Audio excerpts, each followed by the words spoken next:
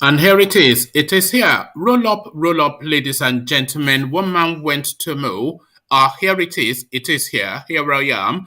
This one not especially advertised, but if you are around, then just spend the time with us. You know when we're on, you like to hang around. So come hang around with that guy, your laughing man. He is in situation and he has something to say. So come partake in whatever it is that is going to be discussed here.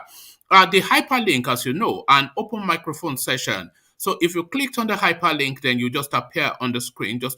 Well, you won't appear immediately. You will be held in a holding bay, and then just as soon as I've read out the talking points, I'll let you onto the screen, and we'll have a conversation around the talking points. It's quite simple and to the point, but quite efficient and potent. It is the interaction that makes the session. So come interact with the session. One man went to mow. The eagle has landed.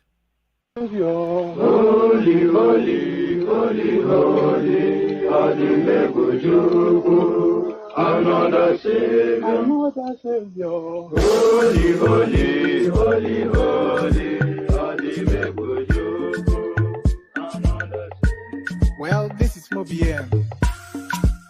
This is dedicated to the gallant heroes of the Nigerian Biafra War and IPO families all over the world. I remember the Nigerian Biafran War, in the thickness of the Biafra genocide. Hey, one man revived the vanishing hope to life. Let the great Biafran army to fight, and they were singing out, holy, holy, holy, holy.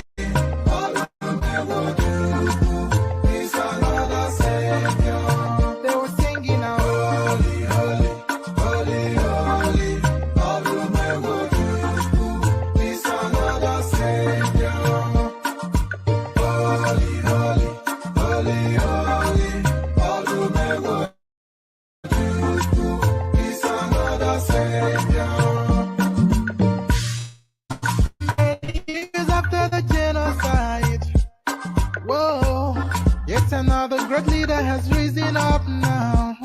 Oh, and he's leading the Biafrans to victory. Inyamadika, yabika KWAKWANSO. Hey, anamekele mazuche mefo.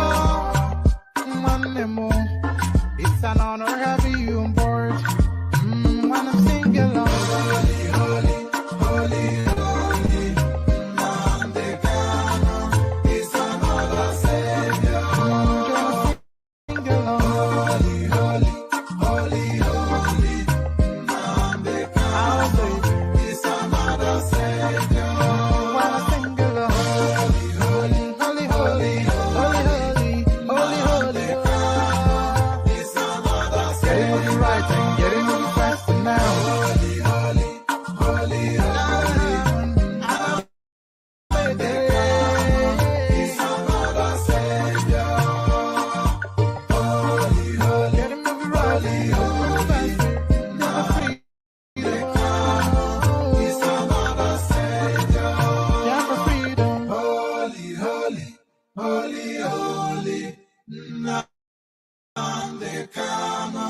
It's another Savior.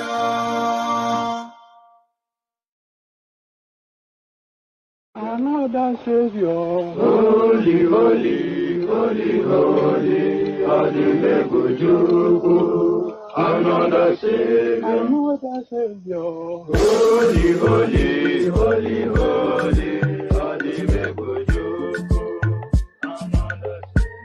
well, this is Mobien. This is dedicated to the gallant heroes of the Nigerian Biafra War and IPO families all over the world. I remember the Nigerian Biafran War, in the thickness of the Biafra genocide. Hey, one man revived the vanishing hope to life. Let the great Biafran army to fight, and they were singing out, holy, holy, holy, holy, it's another Savior. They were singing out, holy, holy,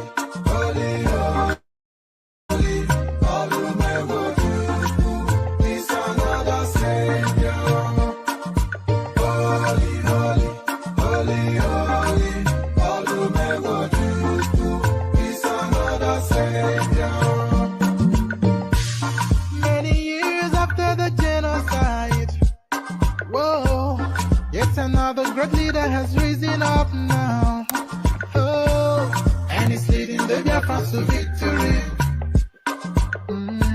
Inyamadika yabika KWAKWANSO no. Hey, anamekele mazuche mefo. And there you heard it. The Okoros, holy, holy, holy, holy, Nnamdi Kanu is their other savior, dulcet tones from the east. So, holy, holy, holy, holy, Nnamdi Kanu is their other savior. As guys, I bring you this.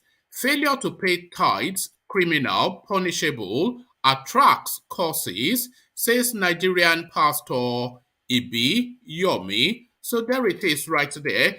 The only thing that is being preached in the Nigerian churches is money. That is it.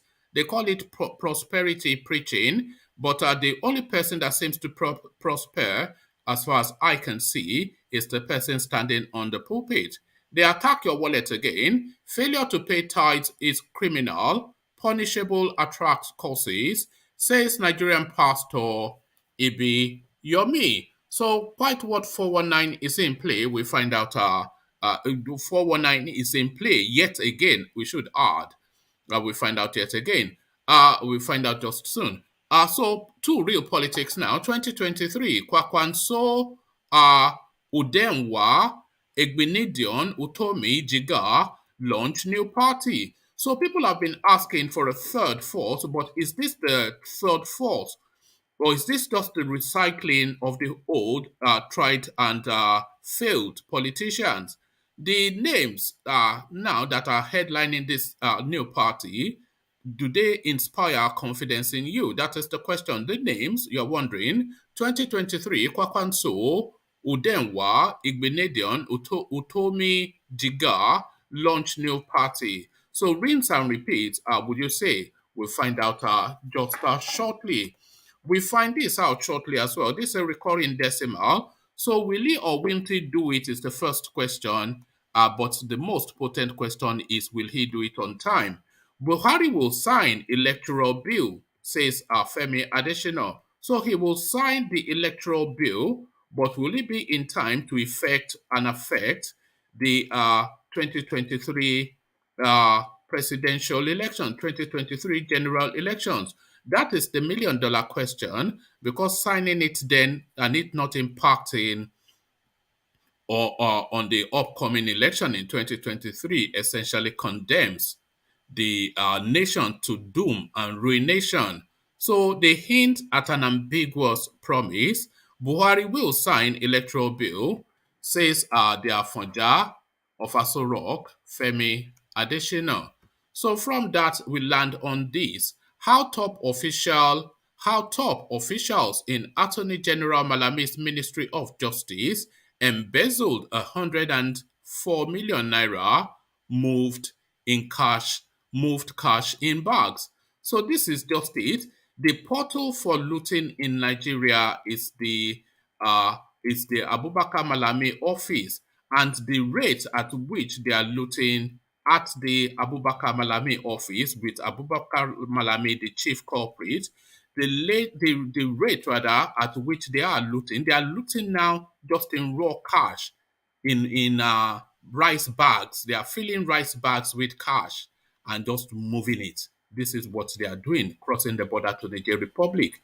So the rate at which they are looting at the Abubakar Malami office, and he being the chief looter, is faster and more damning and more voluminous than Abacha Babangida combined. This is the rate at which they are looting. Forget dollar billionaire, forget Dangote. The richest man in Nigeria by far and a clear distance, and by far and a clear distance, the richest man in Africa, Abubakar Malami. How top officials in Attorney General Malami's Ministry of Justice embezzled 104 million naira, moved cash in bags. So there it is right there. It never changes. That is one decimal that will recur all the way through this administration. So you know what we're pushing for on this channel. We're pushing for the numbers to go up, and that push is to ask you to subscribe and ask you to click on the like button, because that is how the YouTube algorithm responds. and propels the channel to attract more audience. So that's just the one contribution that you can make to progress the channel, and it doesn't at all cost you a penny. Just 2 clicks of the button, one on the subscribe button, and more importantly on the like button. So as you go about the click, let's provide some entertainment. We still stay within the eastern quarters, and we put on our dancing shoes to partake in another Python dance. O meriwo n'Izu onire ya abakare mama dawora ulapori meri nandi win the war. Python dance 1, Python dance 2, now Python dance 3. Ulapori meri nandi win the war. Python dance 1, Python dance 2, now Python dance 3. Unapori meri nande bu onye du aimo o meri wone nizu mbiro ya abakare mamanda ora unapori meri nande win the war. Python dance 1, Python dance 2, now Python dance 3. Unapoli meri nandi win the war. Python dance 1, Python dance 2, now Python dance 3. Unapoli meri nandi win the war. Python dance 1, Python dance 2, now Python dance 3. Unapoli meri nandi win the war. Python dance 1, Python dance 2, now Python dance 3. Unapoli meri nandi win the war. Python dance 1, Python dance 2, now Python dance 3. Unapoli meri nandi. And there you have it. In the East, they never give up. Python dance, and Nandi wins the war. Python dance, and Nandi wins the war. So Python dance, and Nandi wins the war. As guys, I bring you this. Failure to pay tithe, criminal, punishable, attracts causes, says Nigerian pastor Ibiyeomi. Pardon me. Pastor David Ibiyeomi of Salvation Ministry has described the failure of Christians to pay tithes by Pastor David Ibiyeomi of Salvation Ministry has described the failure of Christians to pay tithes by Christians as criminal, noting that it is compulsory. The cleric described those who fail to remit their tithes, 10% of their income, to church as criminals, stressing that the offense is punishable. Ibiyeomi disclosed this while speaking at the church's service in Port Harcourt on Sunday, saying that some Christians experience near success syndrome, failure at the edge of breakthrough because of let me start that entirely all over again because it's not flowing the way I would like it to. Pastor David Ibiyeomi of Salvation Ministry has described the failure of Christians to pay tithes as criminal, noting that it is compulsory. The cleric described those who fail to remit their tithes, 10% of their income, to church as criminal, stressing that the offense is punishable. Ibiyeomi disclosed this while speaking at the church's service in Port Harcourt on Sunday, saying that some Christians experience near success syndrome, failure at the edge of breakthrough because of their reluctance to pay tithes. He added that failure to pay tithes attract causes. He said, tax is the government's share. So you don't say, I want to give the government my tax. You say you want to pay tax. That is how tithe is God's own. Leviticus 27:30. God is the owner of the tithe. So what do? You pay. It is only in Nigeria you don't pay tax and they can leave you. In the Western world, it is a big criminal offense. If you don't pay tithe, you are a criminal. Your offense is punishable. Tithe is simply 1/10 of your income. 10% of your income goes to God. Near success syndrome will not happen. If you are experiencing near success syndrome, don't go for deliverance. You are not a tither.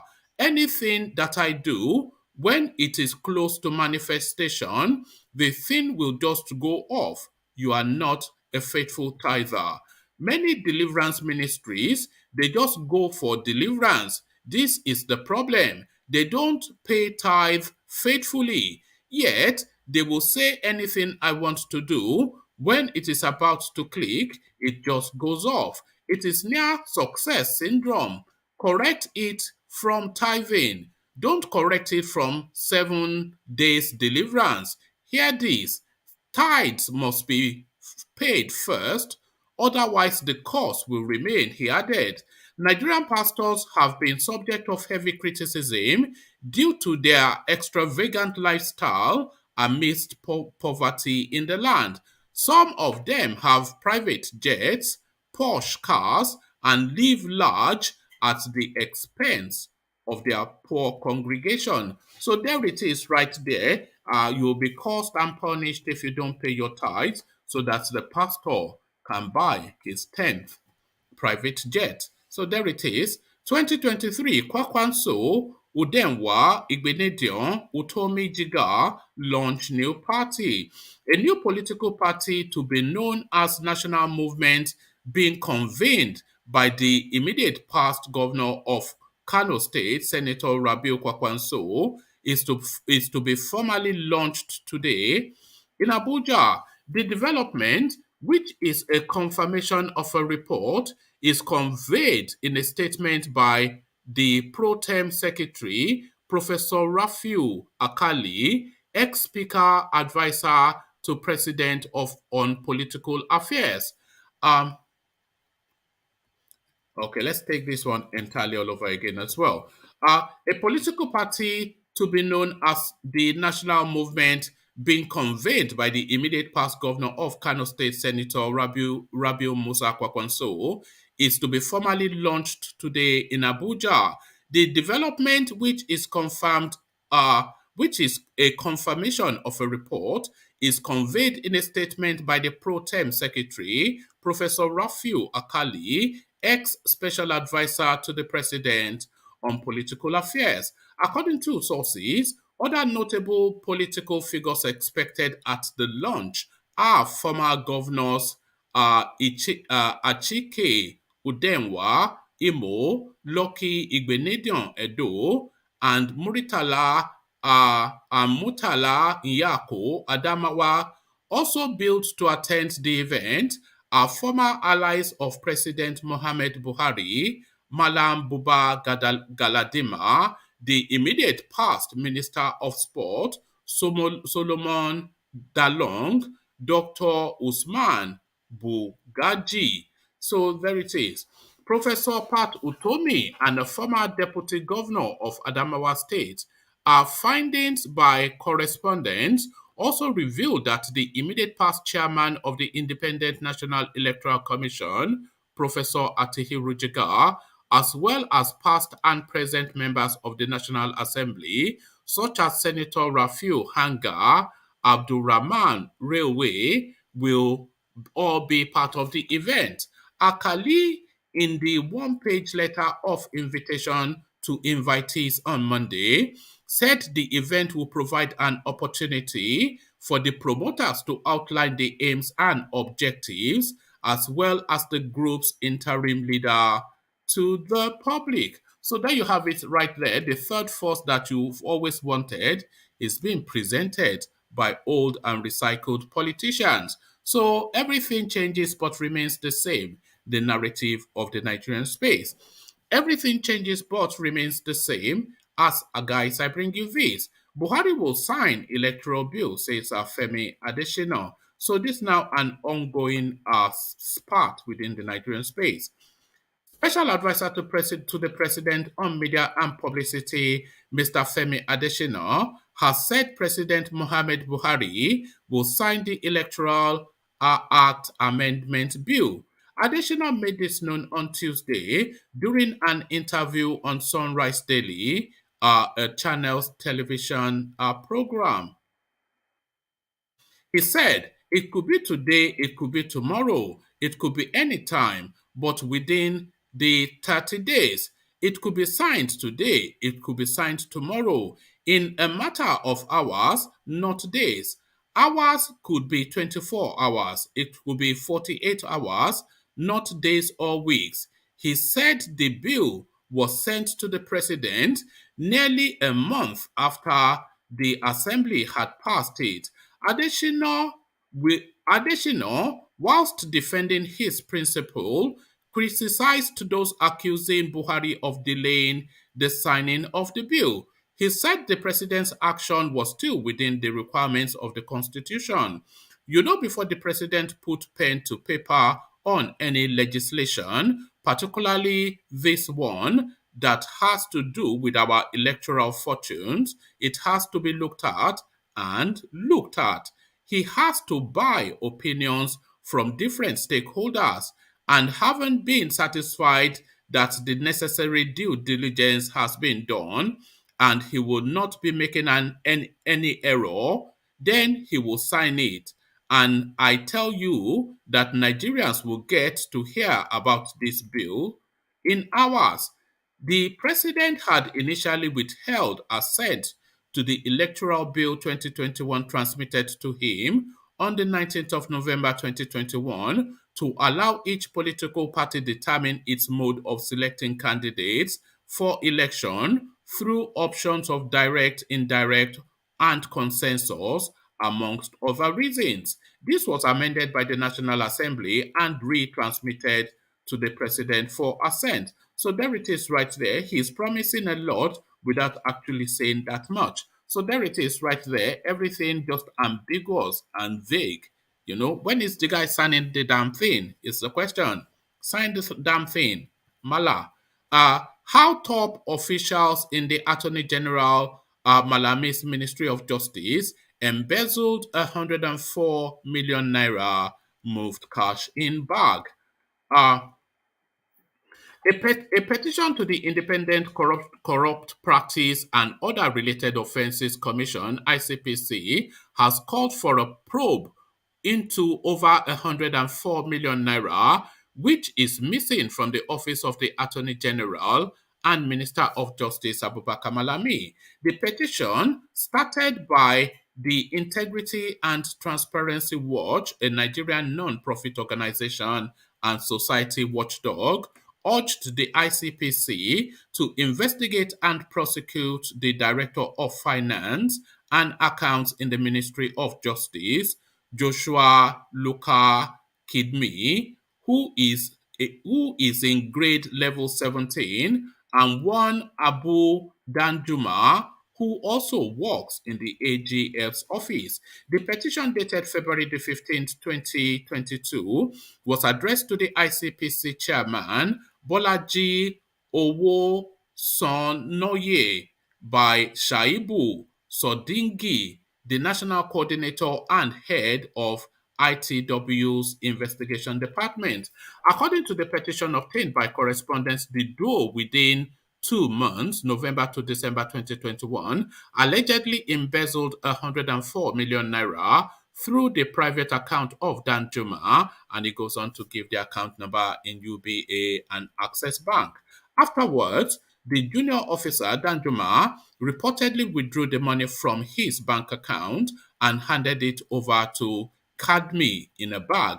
The ITW noted that the actions of the two officers are in breach of the General Regulation Act, stressing that they expended government's resources without due process and violated stipulated rules, particularly with reference to Section 12 and 19 of the Corrupt Practices and Other Related Offences Act 2000, and punishable under relevant sections of the same act. The group further stated that both Kadmi and Abu should be made to step aside to allow for a thorough investigation into the issue. The statement reads, Established in 2013, the Integrity and Transparency Watch is a Nigerian non-profit with a mission to promote transparency and accountability in public and private sector, in supporting the efforts in developing a transparency integrity index for federal ministries, departments, and agencies in Nigeria.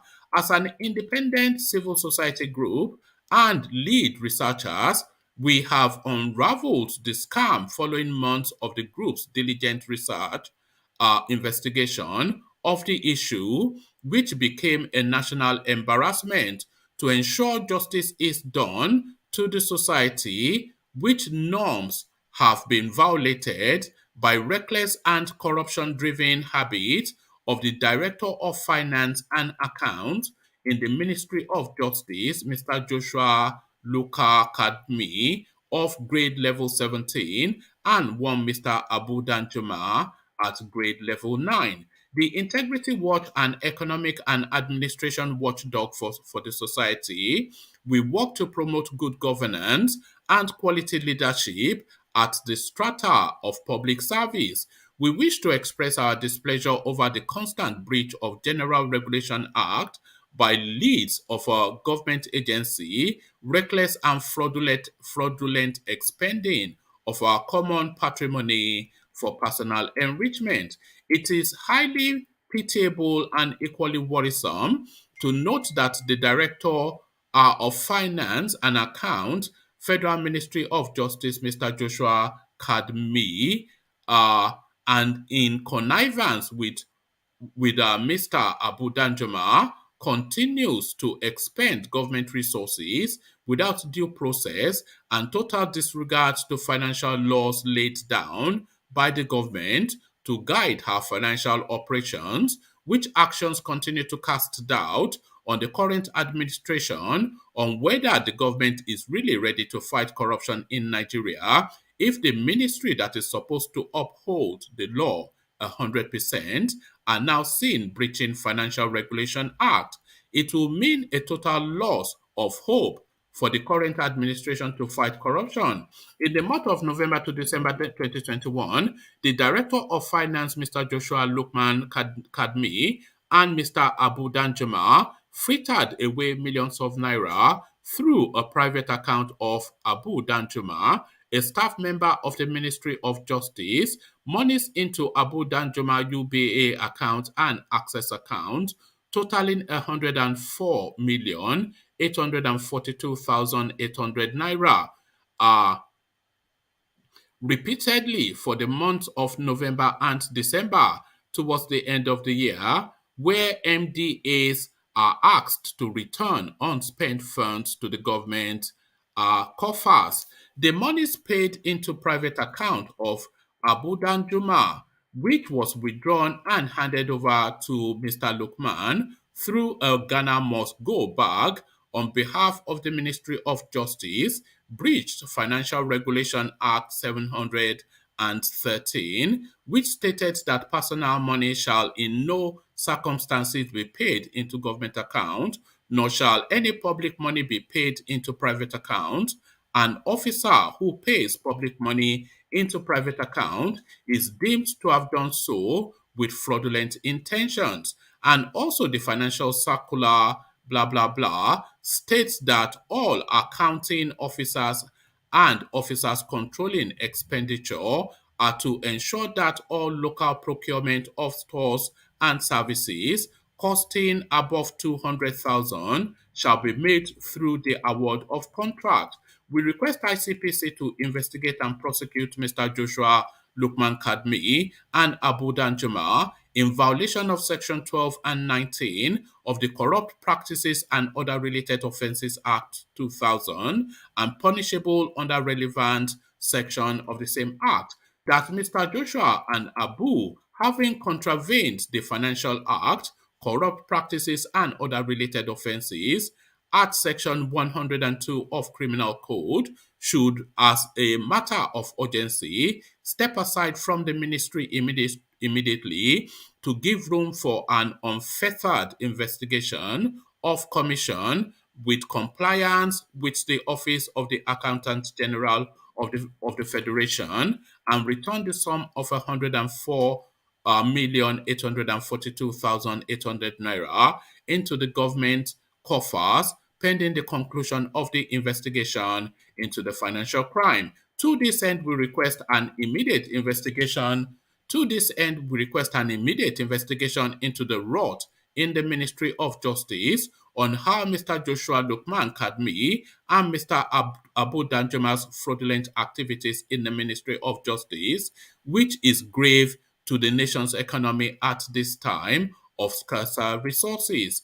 Attached documents obtained with help of Freedom of Information Act through a watchdog member in CBN, Federal Ministry of Finance and Accountant General of the Federation's Office, justifies our demand for immediate action on fraudulent staff in Attorney General of the Federation's Office.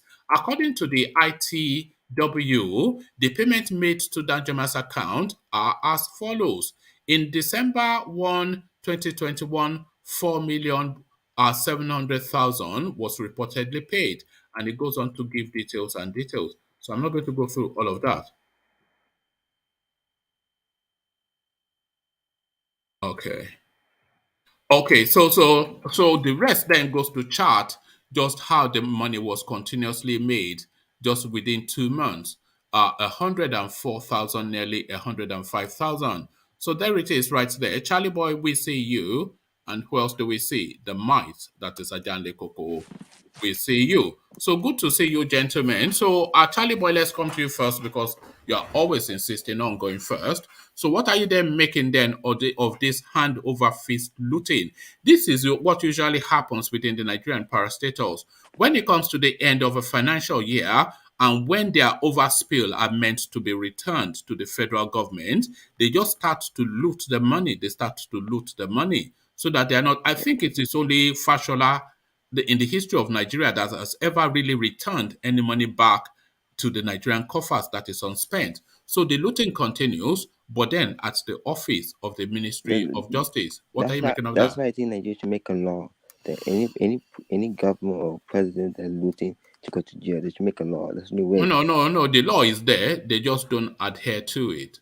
There is a law. They don't say you loot and you get away with it. The law is there. The other one they do, they don't show what they use the money for, or the looting. They don't show. They just take it to Saudi Arabia, isn't it? And so that the Arabs can mock them. They take it to Dubai to make fools of themselves.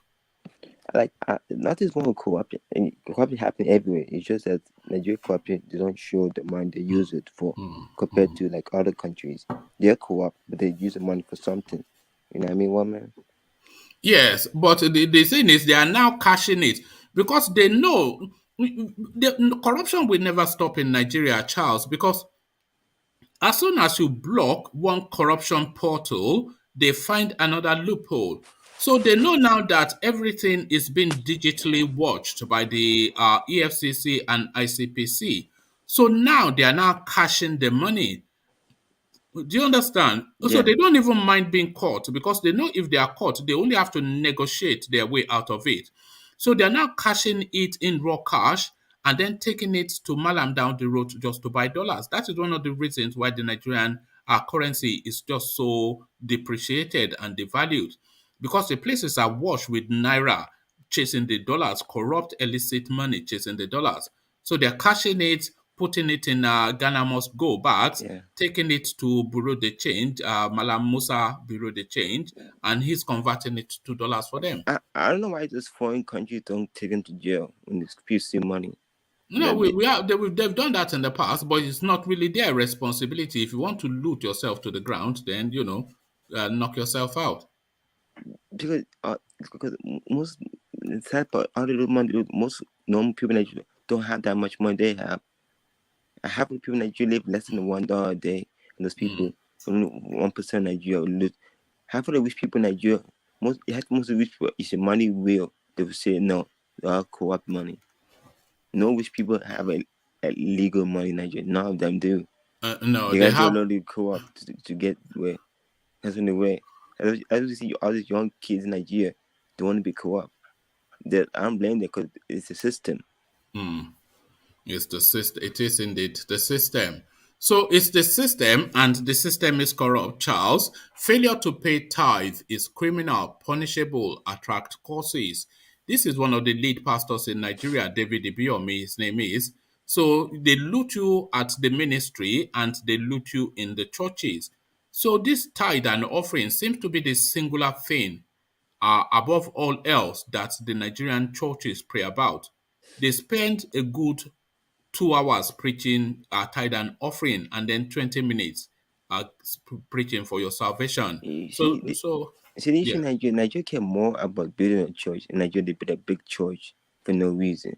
They can't even build a simple infrastructure. Just build a big church. We care more about church than a human being. And you could pay tithe, but you don't have to force people to pay tithe. You say in a nice way, say, okay, you see, a pastor will say, hey, if you have money, you could pay tithe. If you don't, it's not your will. This is a nice way. You can't just force people to pay tithe. You know, the pastor get rich. I said, why are the pastors in Nigeria rich? Because they force people to trick people. Say, hey, you pay the tithe. Well, you'll be flying private jet and you're a pastor. You shouldn't even fly a private jet if you're a pastor. Pastors is basically a business in Nigeria.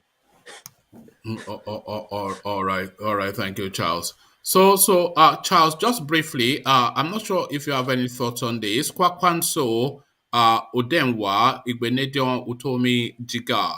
So, a new party being formed now, but the old and traditional names are forming the party. What are you making then of this new party? Forming a new party in Nigeria is pointless. APC and PDP will always be the main party. Nothing can happen. It's pointless. It's better to form a party like if you want for governor, like Africa for governor is better. For president, it's pointless. All right. Thank you, Charles. So, Charles, let's go on to Ajan Lekoko and sound his opinions. And let's start him off where you stopped off. KWAKWANSO Udenwa, Igbenedion Utomi JEGA. So, a new party, you've been asking for a third force. So now you have another party, but is it the third force that you're after, Ajan Lekoko? You asked for it, and they're giving it to you. Good morning, one man. This is not the third force that people are asking for. This, to me, is a third fraud. Third fraud. So this is third fraud. Look at the people that are there. Look at that. KWAKWANSO. This is the solution, Abi. This is the rescue we are looking for, Igbenedion and KWAKWANSO. Yeah. So they could not have their way anymore in that PDP or APC where they belong. They're trying to form another party where they can, become their own Lord and Master. Their own Lord and Master there. So this is the third fraud. It's not. I don't see it as a third force for the people.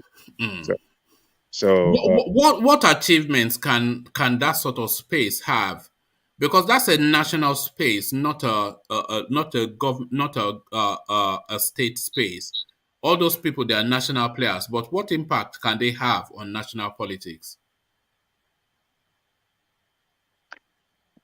I don't really know. But if they come from different states like that, they could pool resources together to challenge to become a national party as well. They were able to get old politicians like them. They're able to get them across all the states of the federation. Yeah, they will emerge as a third fraud that they are talking about. So, but these people are not. They are not the one that can save that nation. They are not. We need Utomi.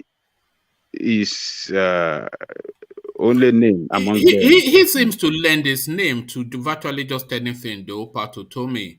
Because I know he's lending his name to Soludo. He's now lending his name to these people. You know, is he spreading himself a little bit too thin? Is this prostitution? I think he's just looking for are not this, just desperately looking for another party where he can make an impact, because he was one of the founding founder of APC, and politicians being what they are, they scheme him out, they squeeze him. Even in the state, they didn't even allow him to get a form to contest for the position of governorship of the state. So remind me if he has ever held any political office of significance, Patutomi. Oh Has yes, he been a minister or something? Yeah, he was a minister during the during Shagari time.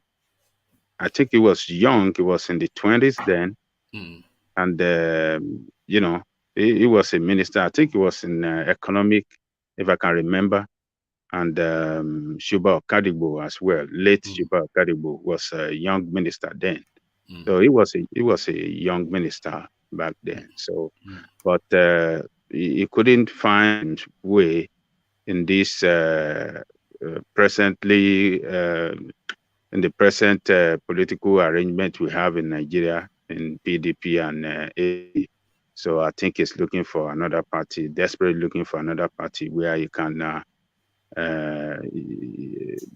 show his own impact and possibly emerge as one of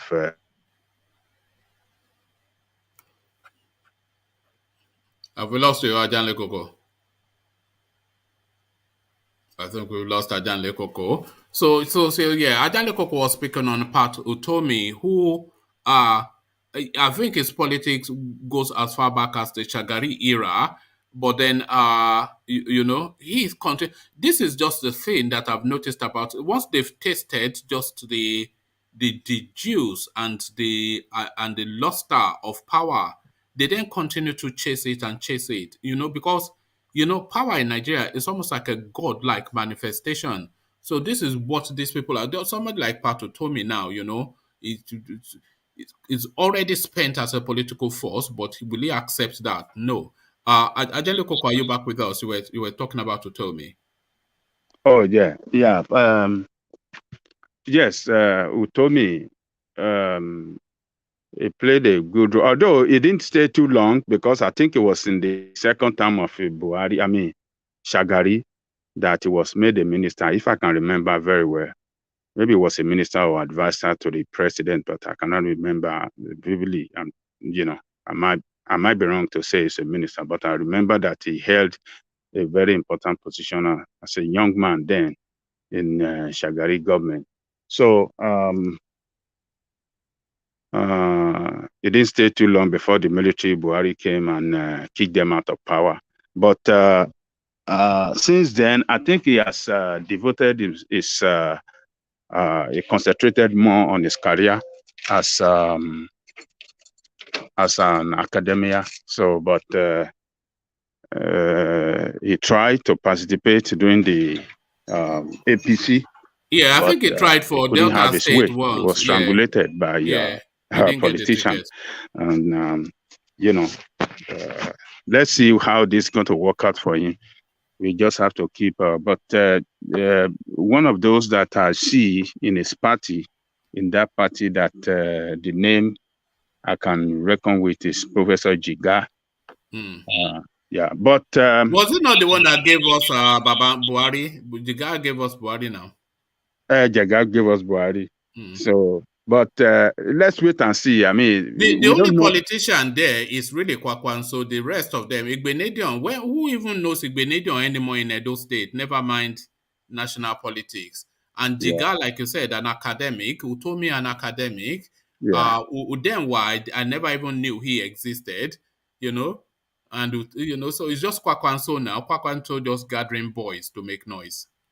Yeah. So, but let's wait and see. Maybe they will attract technocrats.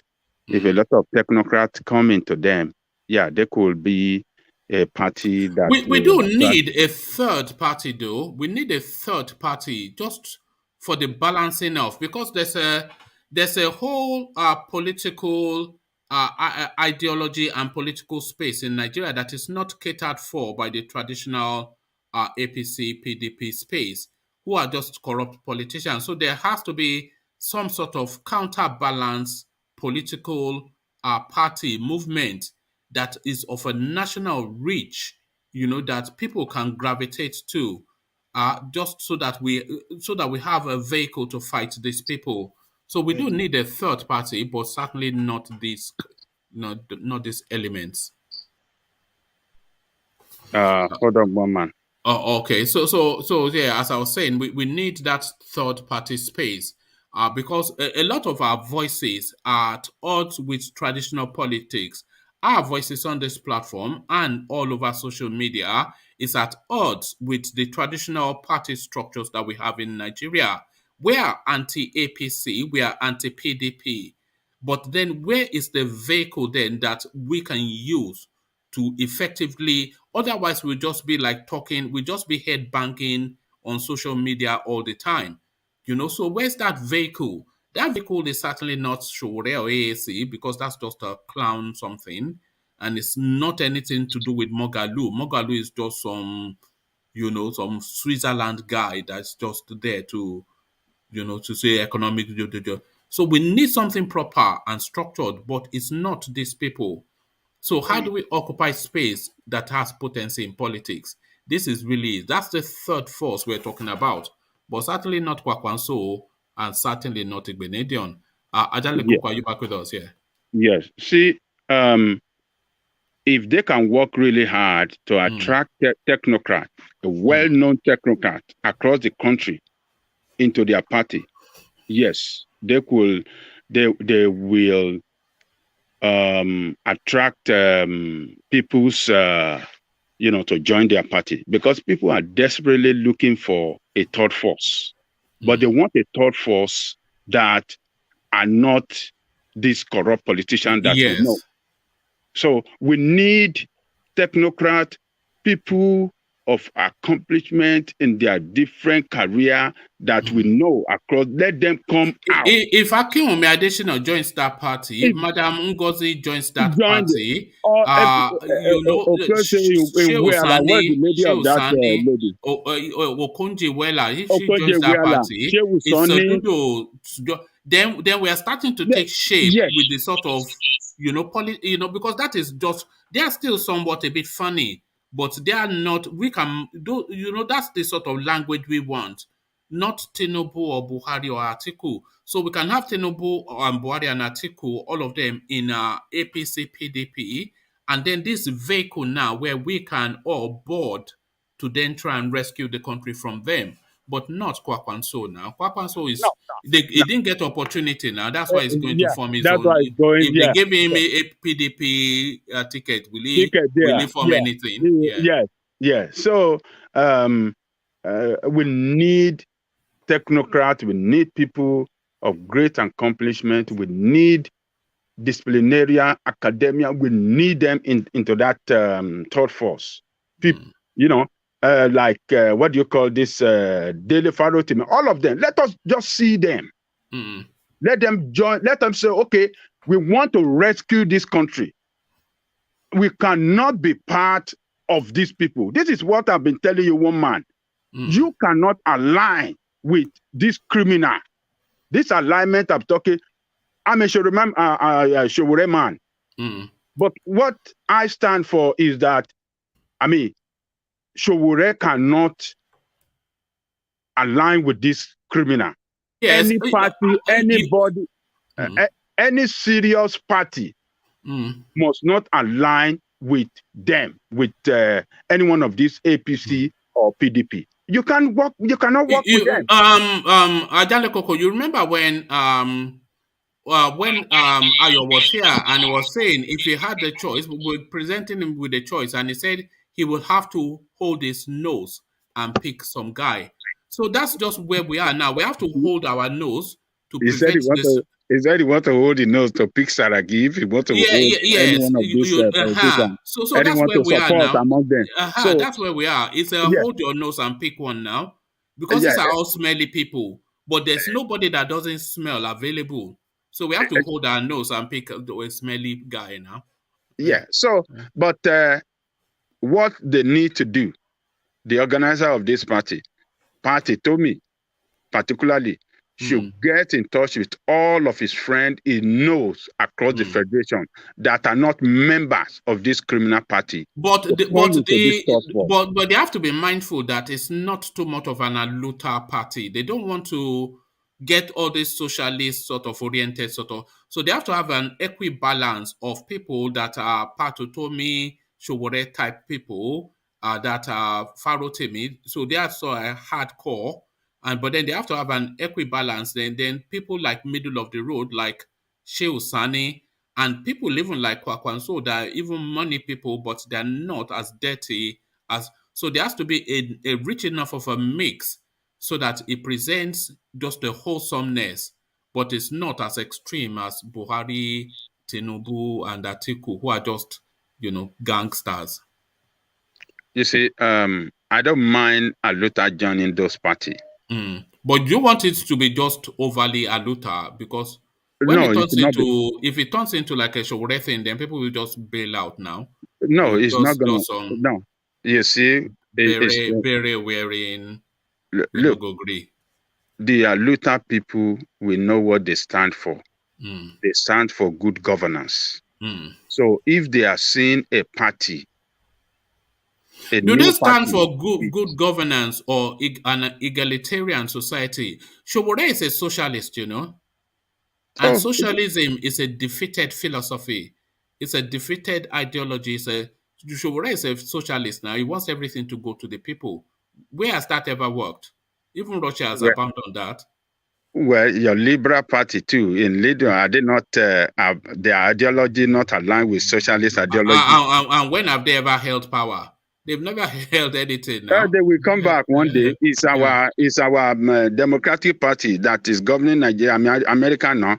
Do they not have some of their ideology that align with socialist ideology? Yes, but that's why I'm saying that there has to be a balance. We have to have an element of that aluta to keep the party honest, to continue to fight with the money people. And that is that fight between aluta and the money that will strike the right balance. But you can't have it overly aluta, that power to the people. When have the people don't have a brain to handle power, so power should never be with the people. It is the elites that must rule the people. That is the way of life. No, it is. Look, when the elite are more powerful, then they will trample on the right of the people and possibly enslave the people. So that is where you have to have a Luther to balance them off. That's what I'm saying. So if we don't have a Luther in the party, the party must definitely be a progressive party, a party that accommodates everybody. We bring in socialist ideology, but not to the extreme. Bring in conservative ideology, bring in just bring everything, just like a centrist party, a party that will accommodate all kind of ideology that, all in an effort, to govern and, deliver, good governance and, better the life of the people in their country. It mustn't be, socialist, totally social. No, that's not going to work in Nigeria. It's not going to work. So, what's the name of this man? Party told me, particularly that we know that is a technocrat, should reach out to other technocrats that we know, like what's the name of this popular lawyer too? Falana. This Igbo man that handled that hospital. Ozokome. Not Ozokome. This other man, I can't remember his name now, but he's a popular attorney in Nigeria too. I can't remember his name. Is there a popular Igbo attorney? Yeah, he's a popular Igbo attorney. No, the Igbos are not lawyers now; they are business people. No. This one is an Igbo man, and he was part of June 12 struggle as well. What is his name? I can't just remember his name now. But lastly, they should reach out to a lot of technocrats, professors, and all of that.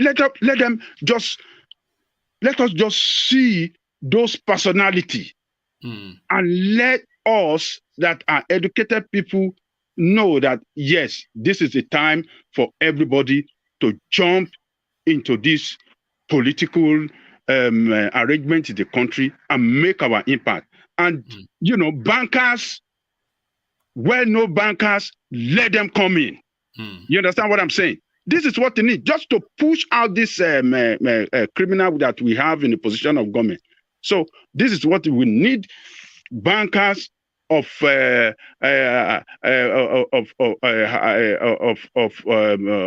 note, accomplished bankers and industrialists. Let us just see them. Let them distinguish themselves. Let them show that they are not part of this failure two parties that we've been having. Let us make sure that we are a new force. We want to chart a new path for the progress of the country. So maybe people will jump into the party, and then together we will vote out these people. So, but if they don't do that, and we can only see faces like KWAKWANSO and all those disgruntled politicians here and there into it, they will what do you call it? APC and PDP will carry out propaganda against them and destroy the image of that of the party. So that is what I see there. They have to wear they must wear the faces of technocrats and people of note in their various industry, bankers, insurance, and all the rest of it. We want to see them in that new force, so that middle class Nigerians can join hand with them and then vote out these people. All right, thank you, Ajanle Koko. So, Ajanle Koko, the Nigerian person is condemned to perpetual doom and ruination. The Nigerian person is condemned to perpetual doom and ruination. Nowhere to run, and there is no rescue. The only rescue, Ajanle Koko, for the Nigerian person is you and I, because there's no other rescue for the Nigerian person. So he gets vested upon by the political space, and he runs to church. Failure to pay tithe is criminal. Punishable attracts curses, says Nigerian pastor Ibiyeomi. So there's no time that we go to the Nigerian church space and the conversation is not about money. You think that the Bible is a book on economics, how to get rich and get rich quickly, because all they ever talk about is how to assault your wallet. So what this guy is saying, he has come up with a concept, actually, because they know how to target you and there is no escape. This is what this guy has said. He came up with a syndrome, near success syndrome or something. In instances when somebody nearly attains something and they don't quite attain it. So he's describing that as near success syndrome. And when you attempt something and you don't quite reach it, which happens in instances in life, this guy is attributing that to you not paying tithes. So anytime then that you try but you don't quite succeed, he's now putting that idea in your head that is because you are not giving him 10% of your income. Nowhere to run. The Nigerian person is doomed. Nowhere to run. Ajanle Koko. You see, I don't mind pastors calling on the congregation to pay tithe. But for pastor to intimidate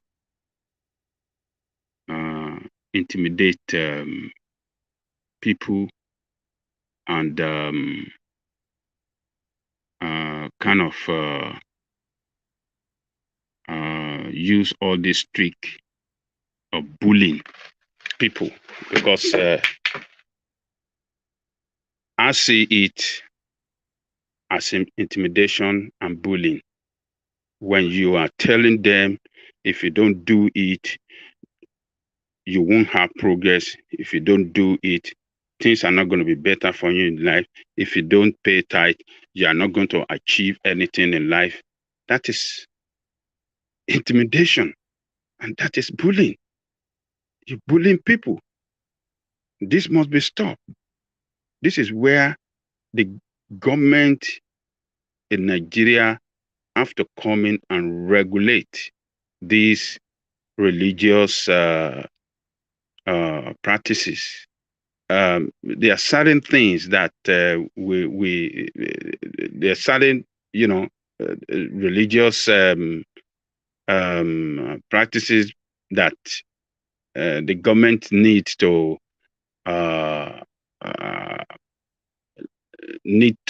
come in and let them know that the implication of it and the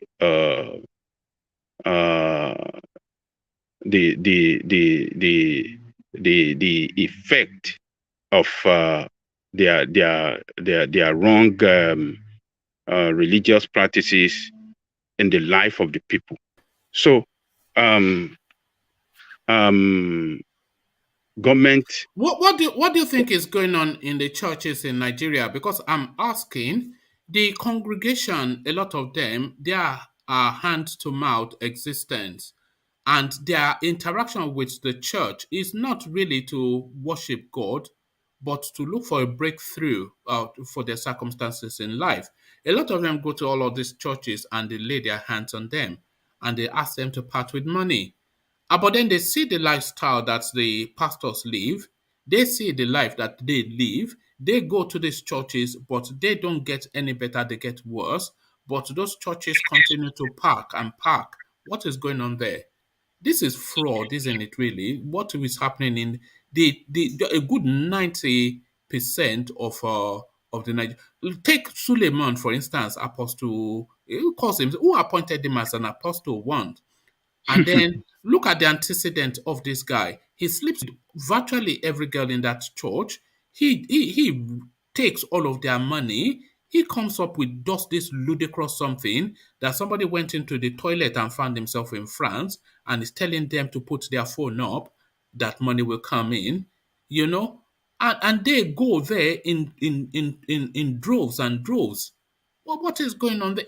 Are they capturing them via some spirit? What is going on? It's a real puzzlement space, the Nigerian church, Ajanle Koko. You see, poverty in the society is not a good thing.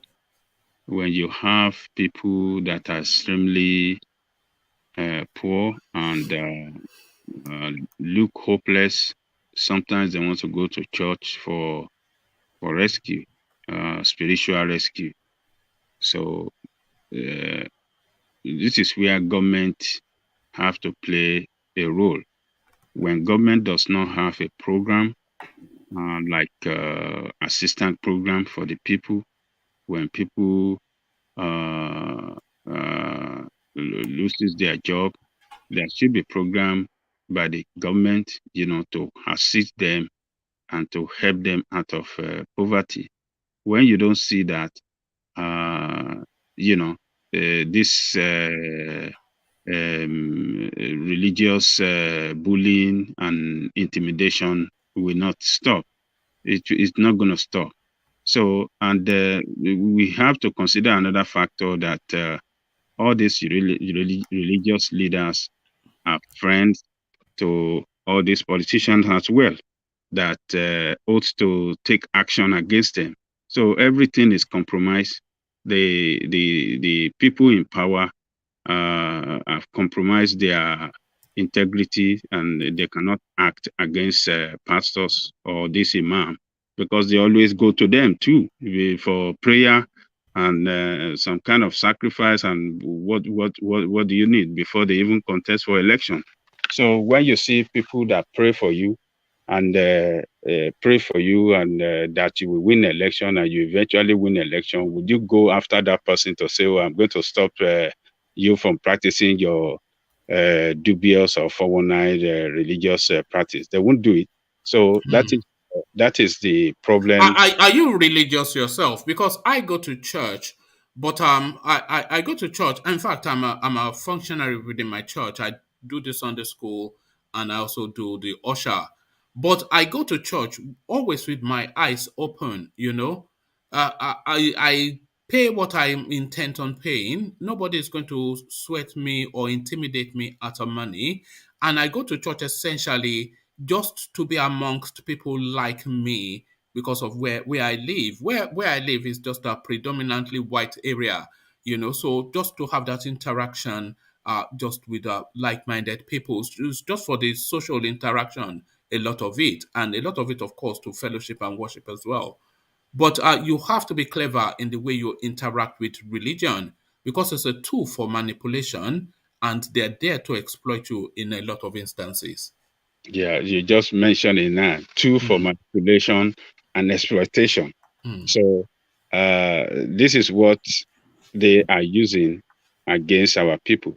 They manipulate them with lies, with what does not even exist in the Bible, or maybe sometimes they misinterpret the Bible to them.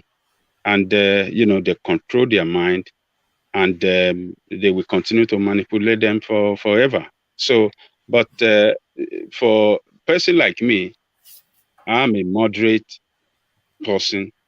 I'm not extreme religious man, and I'm not against religion. So, but the religion I practice, there are some things that I don't like in some of the practices that are questionable. So, and I cannot be intimidated or bullied or forced to do what I don't want to do. Because I open my mind and my senses. I'm a very objective person. So most of our people, most of them cannot really take a decision on their own. And that is why you see this religious leader getting away with all these 419 practices. And if we have population, people that can really see things in their own way and doesn't give in for manipulation, yes, they won't have these churches. These churches will not be there to bully anybody. But our people, even many that are even educated, they're giving up their life. They see the pastor as God. They look at them as God, and that is the problem. So some of them they uses juju, to capture people's mind and manipulate people as well. So that's some of the things they use. But one man is just government has a role to play, a big role to play in stopping these people from manipulating our people and intimidating and bullying and suppressing their mind. Have you ever wondered why they are not especially religious in the West? Why do you think they are fervently religious in Africa, but not especially religious in the West, which is where that most of the religions came from? Most of the popular religions in Africa, anyway, they are not indigenous to the space. But in the Middle East, yes, they're still holding on to their religion. But in the West, where they brought Christianity to Africa, they are not especially, because the churches, especially in Europe, they are being converted to loft apartments now and restaurants because nobody's turning up. The average person that goes to church in the UK, there's like 80 something.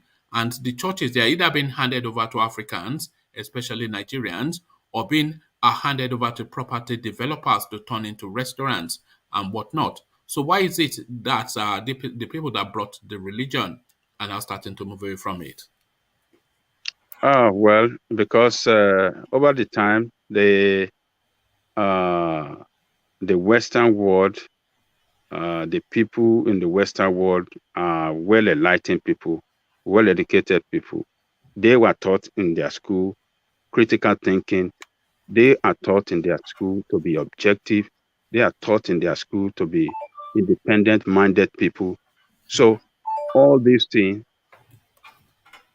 help the growing population to determine what they want to do in life. And people cannot determine for them. You understand what I'm saying? If you have a child now, at the date of 18, he will be telling you what he want to become, what he want to do, how he want to pursue his life. So this is the way that the educational system, brought up the children. So they give them that independent-minded capability. So, and that is what do you think they to... don't need religion anymore in the West? Do you think this is what we're saying, that they don't need religion anymore in the West? No, it's not that they don't need religion, but what purpose do you West, think religion serves in people's lives? What purpose do you think religion serves in people's lives? According to what they let us know, is for spiritualism and for eternity. That if you follow all the rules and all the tenets in the Bible and Islam and Quran, yes, you will, after that, you will go to heaven. You understand what I'm saying? Everybody wants to go to heaven. You don't want to go to hell. But a lot of educated people have, that have job. They are not. I mean, they have see, their profession. Ajanle Koko, my theory is that the Western world, they've advanced beyond what religion provides, for. This is why I think they are abandoning religion. Because the Western world now, what if we use the African space, say, as a template, what we use religion for? We use religion in Africa to try and to find solutions to problems that we have that are beyond our capacity. Those problems, they are economic, they are health, and they are around relationships. It's just mainly around those three things: economics, health, and relationships. All of them interlinked. So if you look at the Western world, for instance, they have they've established a baseline beyond which people cannot drop. So if you are dropped to a certain point, the social security system will pick you up and you will not fall below that. So you would not starve and you would not be homeless. So they've insulated that. They've grown their economy enough to provide sufficient enough of a job. So you have an opportunity for employment. You have an opportunity for education. You have an opportunity for travel. You have an opportunity for expansion. And there's a baseline that insulates you. So what do you need? You don't need religion to fill in any gaps. But in Africa, they have nothing. So they look to religion for things that they should solve practically. To save their life. Yes. Yes, you see, you are right, woman. That is why I said government earlier. That's why I said earlier that government has important role to play. Like you said now, if we have good education, medical services that function well,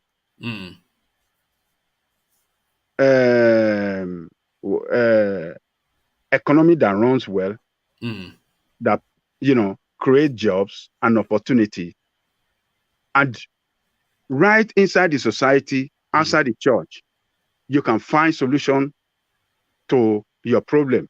It's either you have health problem, you go to hospital, you are taken care of. You don't need to go to any church to go and beg for prayer. You know the event that gets filled in church the most is the deliverance service. Do you know that? deliverance service. When they are having deliverance service, that is when the churches are packed the most. So that is when you bring your problem for somebody to lay his hands on you for solutions. So there it is. It's just, and what they don't need that in the West now. So why would they go to church? They just, You're right. So the government have big role to play. If you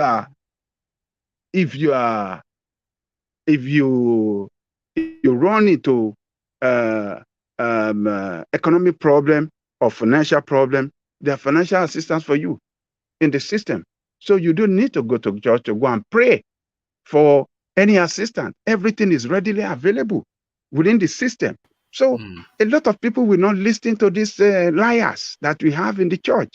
So it's just unfortunate, one man that...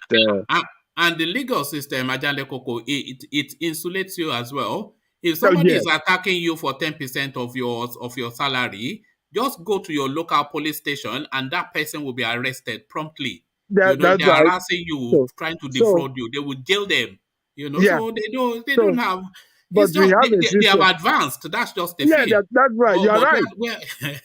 But they don't need religion anymore. So we want to go to church for everything, for economic solution to our economic problem, our financial problem, our everything is the church. So it's and the particular sect of the church that does this is the Pentecostal. Yes. It was when these people came.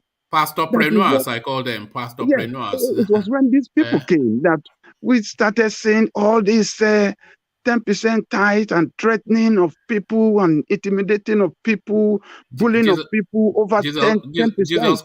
Jesus Christ PLC. Yes. So in the name of the Lord Limited. It was when they came, when we were growing up. It wasn't like this. We will walk into church easily. We will pray. The service was prompt earlier. When we were younger, the service was... They tell you to turn up at 12 to 2. 12 o'clock, the service starts, whether you're there or not. 2 o'clock, the service ends, whether you are ready to go or not. And then they will only put like those things that you hold by hand, and you dip your hand in and put in whatever it is your intent. Because the church is a charity. And it's dependent on your gift to run. We understand that.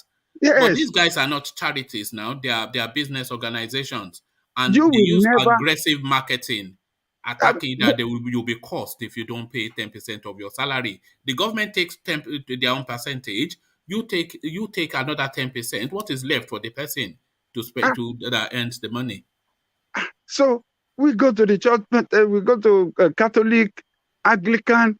It wasn't like that when we were growing up. It was where Pentecostal came in the 80s.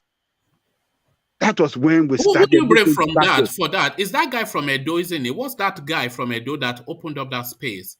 There's one Edo guy. He opened up. I know who you're talking about. He opened up that money church business. Yeah. So, but government have a big role to play to stop this intimidation from this 10%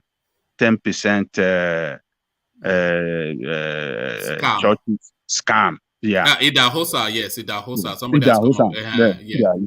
So, but what do we have in Nigeria? Who are the people in government? Are they not palliate with these churches? When the vice president is a pastor or so-called. These churches that are even praying for them to remain in power and continue to molest us, continue to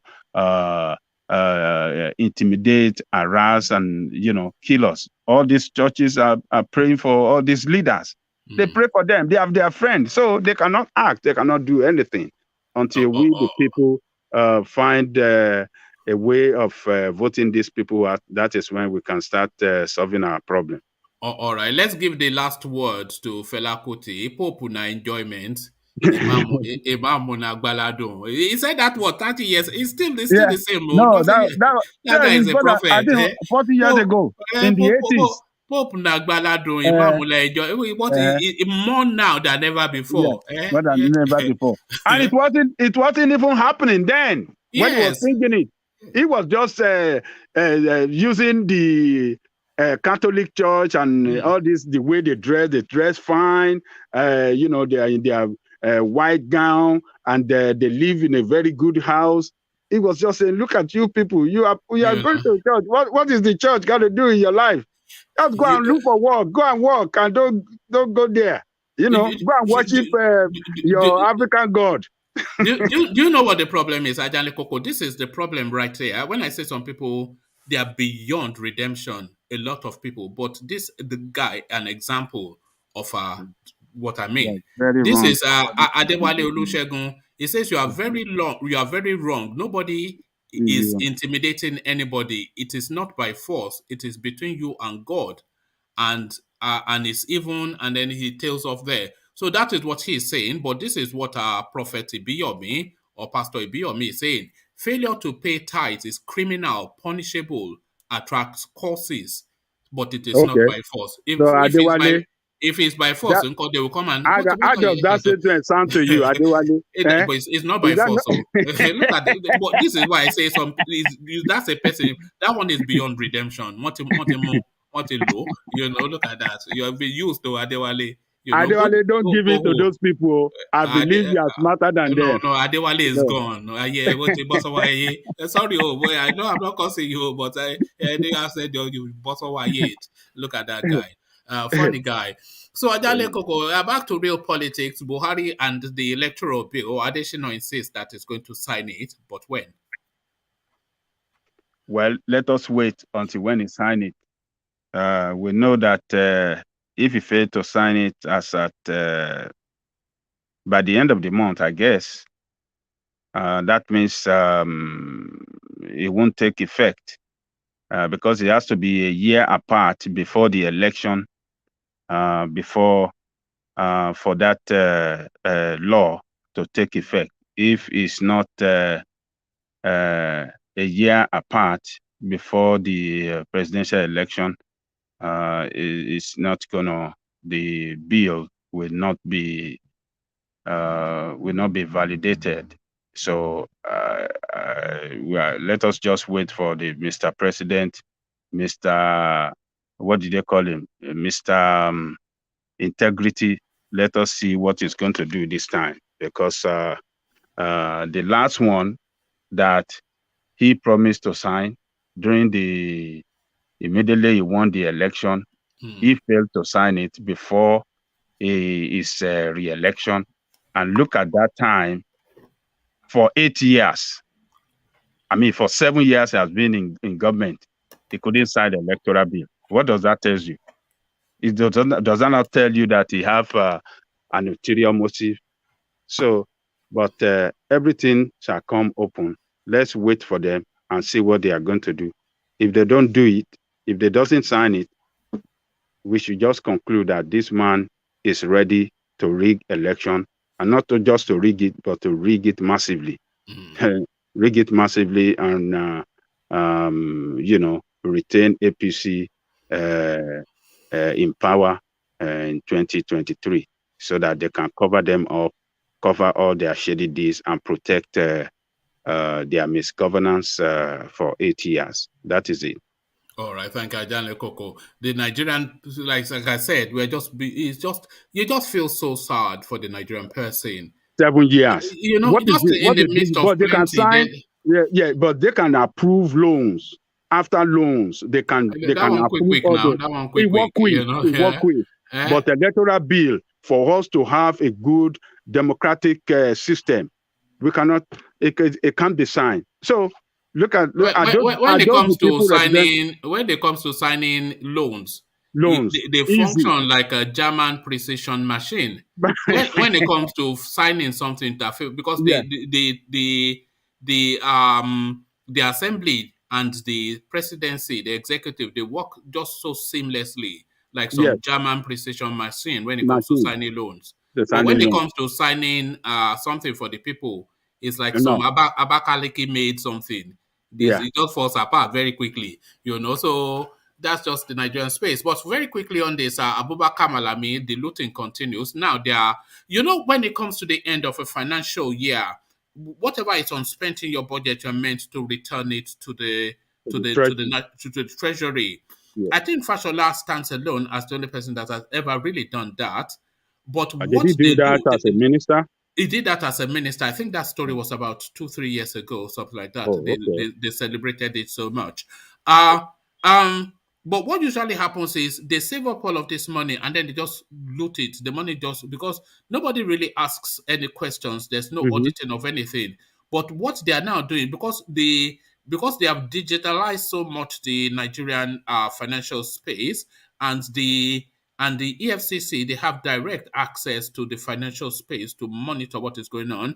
So what they are now doing is that they are now sending monies from government departments into private accounts and sending Usman to the bank to go and cash it in Ghana must go bags and hand it over to Danladi. This is the story. 104 million naira cashed between November and December 2021, when the financial year was coming to an end. Abubakar Malami again. Well, it is, we have to commend the courage of those people that wrote this petition. If our EFCC is really working well or active in their responsibility, they need to pick it up. Every petition must not be brushed aside. They have to look into it and, and swing into action and investigate it immediately. I think that recently we had a report here, one man, about EFCC investigating Attorney General's office, that some accountant in his office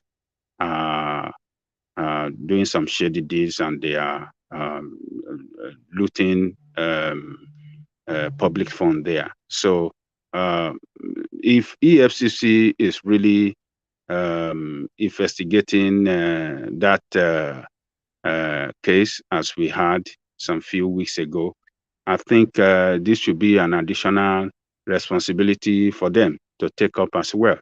So, but the problem with Nigeria, I think they've reported this one to the ICPC, which is headed by a Yoruba man, because reporting Abubakar Malami to EFCC is not even worth the paper you're writing the petition on.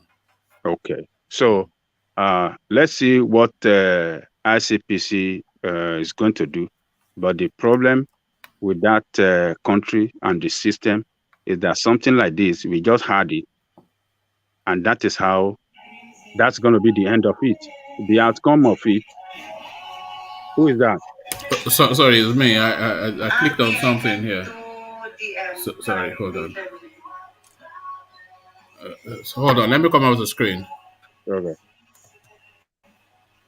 I think it's better. Otherwise, let me. Okay. So, but the problem with that country is that, yes, we heard of this problem now, and that's going to be the end of it. What is the outcome of investigation? We are not going to hear it. So it's sad that we have a system that doesn't run well. It's a corruption-driven system, and the media in that country is compromised. They compromise their position. This is what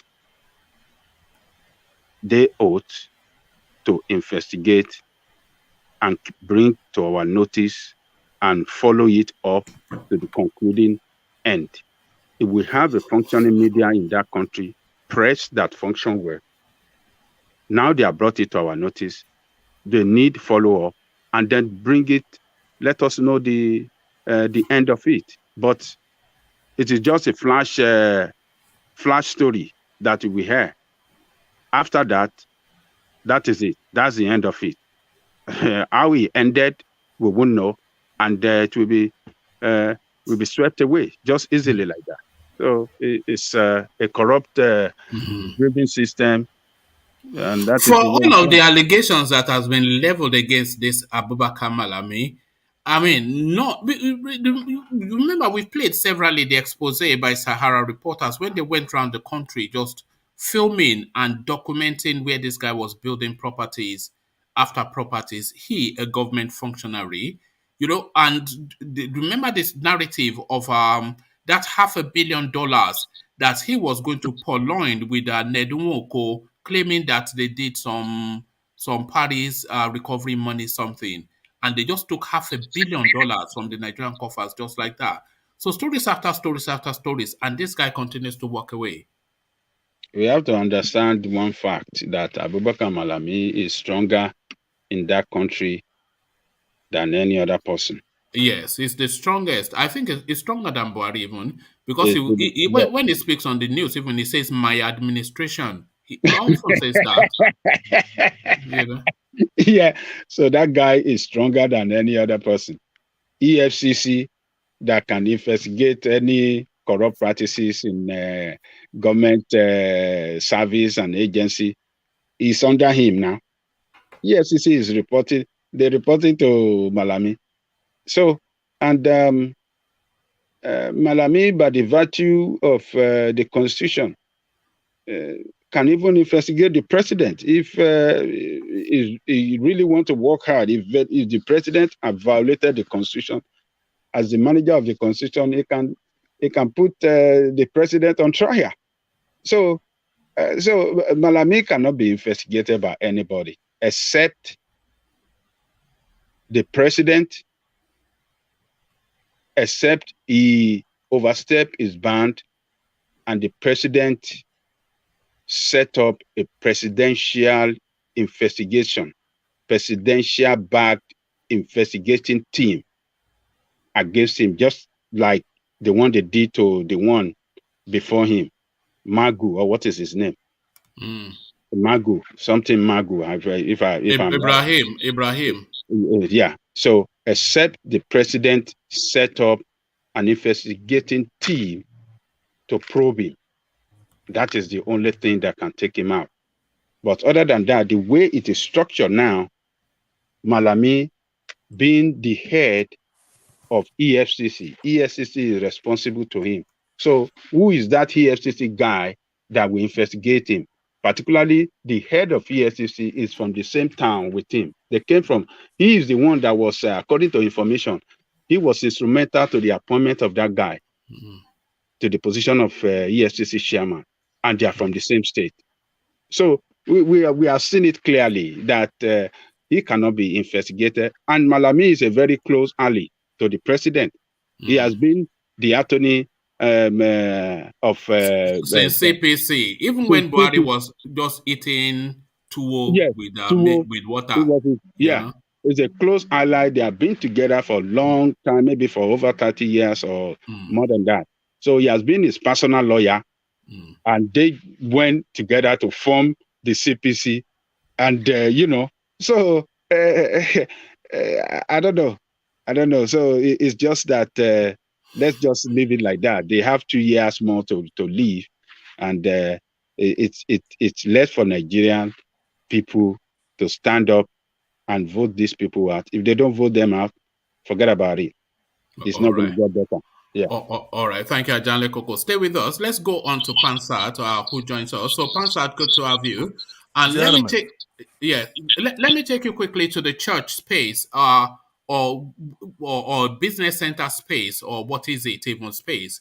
Failure to pay tithe is criminal, punishable, attracts causes.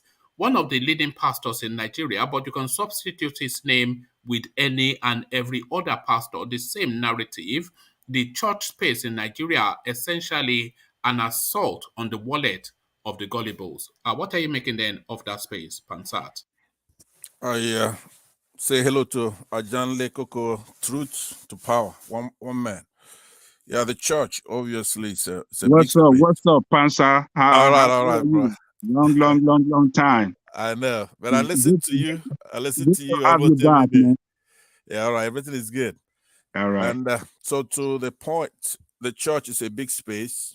There are a lot of churches, and they all don't do the same thing. Obviously, social media has corrupted so many institutions, and the church is not an exception. There are small churches who are doing their job, giving hope. The country is hopeless. The big churches, obviously, they're businesses, and they have to do whatever many big businesses do, unfortunately. But there are a lot of fine churches and mosques who preach the tenet, who believe, who do their thing. But like everything in our country, we learn the bad things first. What other countries, like in the United States, where these big mega churches corrupt the tenants and make money and rip off the gullible. So, yeah, I concur with that article. I glanced at it. But we can't paint it with a white brush. Obviously, the churches and mosques play a role in society. We're not going to throw it away. It's just like forums like this. We'll talk about things that are going to make the society better. By the way, what do you think about that yourself? What's your opinion on that? No, I think it's a scam, the totality of it. I call it Jesus Christ PLC and In the Name of the Lord Limited. I think it's such an, but it's a crude and a rudimentary sort of scam, so easy to see through that I wonder why people are not seeing through it. But then when you look at the Nigerian landscape, the people are vested upon so heavily. The pain of the Nigerian space is so grueling that it confounds the average mind, and they look beyond themselves for solutions that are beyond their capacity. So they look for a spiritual solution. So they end up in these spaces only to be exploited even the more. It's a scam. It's a crime against humanity, what is going on in the Nigerian churches. That is my view. But Pansat, let me take you now, still within the Nigerian space and still within politics and still within the people being vested upon. You can abandon and throw in the bin the PDP and the APC. Nigerians clamoring for a third force that will rhyme with their wants and speak to their needs. KWAKWANSO, Udenwa, Igbenedion, Utomi, JEGA, they form a party, but is this the third force that we're looking for, Pansat? It could be. It's the work that needs to be done to get a third party, a third force, not just in Nigeria, in any country. It's quite an enormous Herculean task. But those names you mentioned, they're old boys. They've been in this for a long time. If anybody can do it, they probably can. But I doubt it, because it's a structural problem that we have in Nigeria. It's not just that the parties are rotten and have no ideologies. That's true. But on the other hand, the structure, well, we are, in fact, a military, quasi-military system. It's backed by force. So it depends how many divisions do you have if you go to set up another party. Do you have a means to defend it? Obviously not. So I was listening to your show a couple of days ago, and I agreed with somebody who was projecting that it takes time to put things like that in play. Okay, so like to have another party right now is going to be almost impossible. But if Nigerians want a third party, they have to start working on it now for the next 4 or 5 years. So we normally don't think that way. But what I do believe, though, that we have time now to try to choose the lesser evil, if it's going to be PDP or APC, and start exposing it. If there's a name mentioned from Obi, whoever is running, be able to vet them out, let everybody know what they have. And then we in the diaspora and those in Nigeria, we could have a concerted effort to just blast the media with the best thing for the country, because this is pivotal. This 2023, we get it right. What do you see playing out in that space? What is your projection for 2023, and who do you see ultimately sitting on that seat? Okay, it's quite complex. That there are a lot of things that have to happen before we know. So right now, they're trying to select who their nominees are going to be. So a lot is going to depend on who was chosen in that at this level right here where we are. So the way I see it playing out, they're trading. They're trading. What's that saying? The horseshoe. They're just trading. Horse trading, or whatever that thing is. So there's regional issues there. That's geographic, north, south. I believe the APC have decided to go ahead with their convention sometime in March, right? Am I correct? You are. Yeah, something like that. So they changed their mind. So once all that's sorted out, we're gonna see if the country is in the spirit of saying, you know what, let's give this thing to the South now. If that happens, then we can then begin to look at, because we have so many good candidates from the South of Nigeria. And a couple of days ago, somebody also said on your forum, they're mentioning names. There are some people that could come from the Yoruba, and it wouldn't matter. That will come from the Southeast, South, and they will be, you could just tell they're not going to go paving the roads that goes to their compound. They're going to be big enough to try to incorporate that country and reverse a lot of the things that's dividing us, and to bring the country together. They'll be that big. And we always put down, if, for example, Showore, I know it's not your favorite candidate, but you have to understand that once a mantle is passed on to somebody like that, he changes. He takes almost a divine nature. Showore is one of the people that could bring the country together. Is he a saint and knows everything? No, he doesn't. But we know that he's educated. We know that he's detribalized. We know that he means well. He's against corruption more than any other human being that I know. He can embrace everybody and anybody. And then with the help of the young people, that we have so many youth in that country. So it has to be something like that. It has, when you talk about a revolution, that will be revolutionary for the country to say, you know what, we have to get it right this time. Somebody like Showore can raise the money by social media. Like right now, you don't think he has any money. It's like Obama's situation. Once the primaries were held and Obama did very well against Hillary in Iowa, he raised the money fast on social media. And then the staunch oligarchs in this country started looking, oh, this is a possibility. And then he took a new aura. So that's what's going to happen in Nigeria. Right now, it's premature, everything we're seeing going on. So it just depends on which way the current flows. If it flows properly, we're going to get a young president this time. It's not going to be any of the names that we've been binding about, like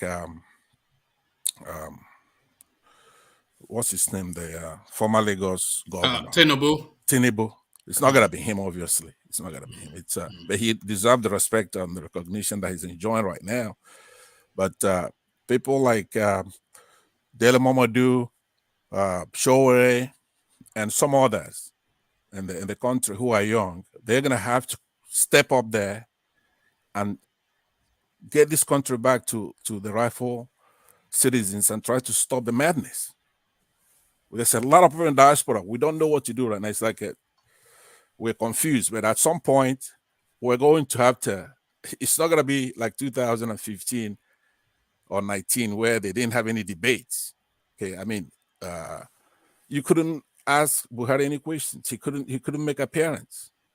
It's not going to be like that this time. Anybody who's going to run, sure, if any of them, these old cats come out and they could actually bring a program, health, education, cohesion, patriotism,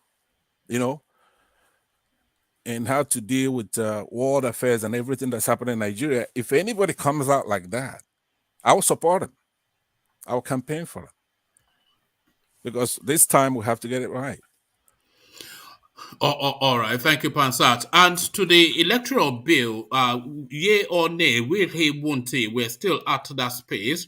Buhari playing hard to get regarding free and fair politics in Nigeria. So, what are you then making then of the reluctance of the Aboki to sign the dams bill? Well, if there's anything that we all know about President Buhari is that he is a very stubborn person, just stubborn to be stubborn. If he's indicated that he was never going to sign it, he won't sign it because that would then break his record, right?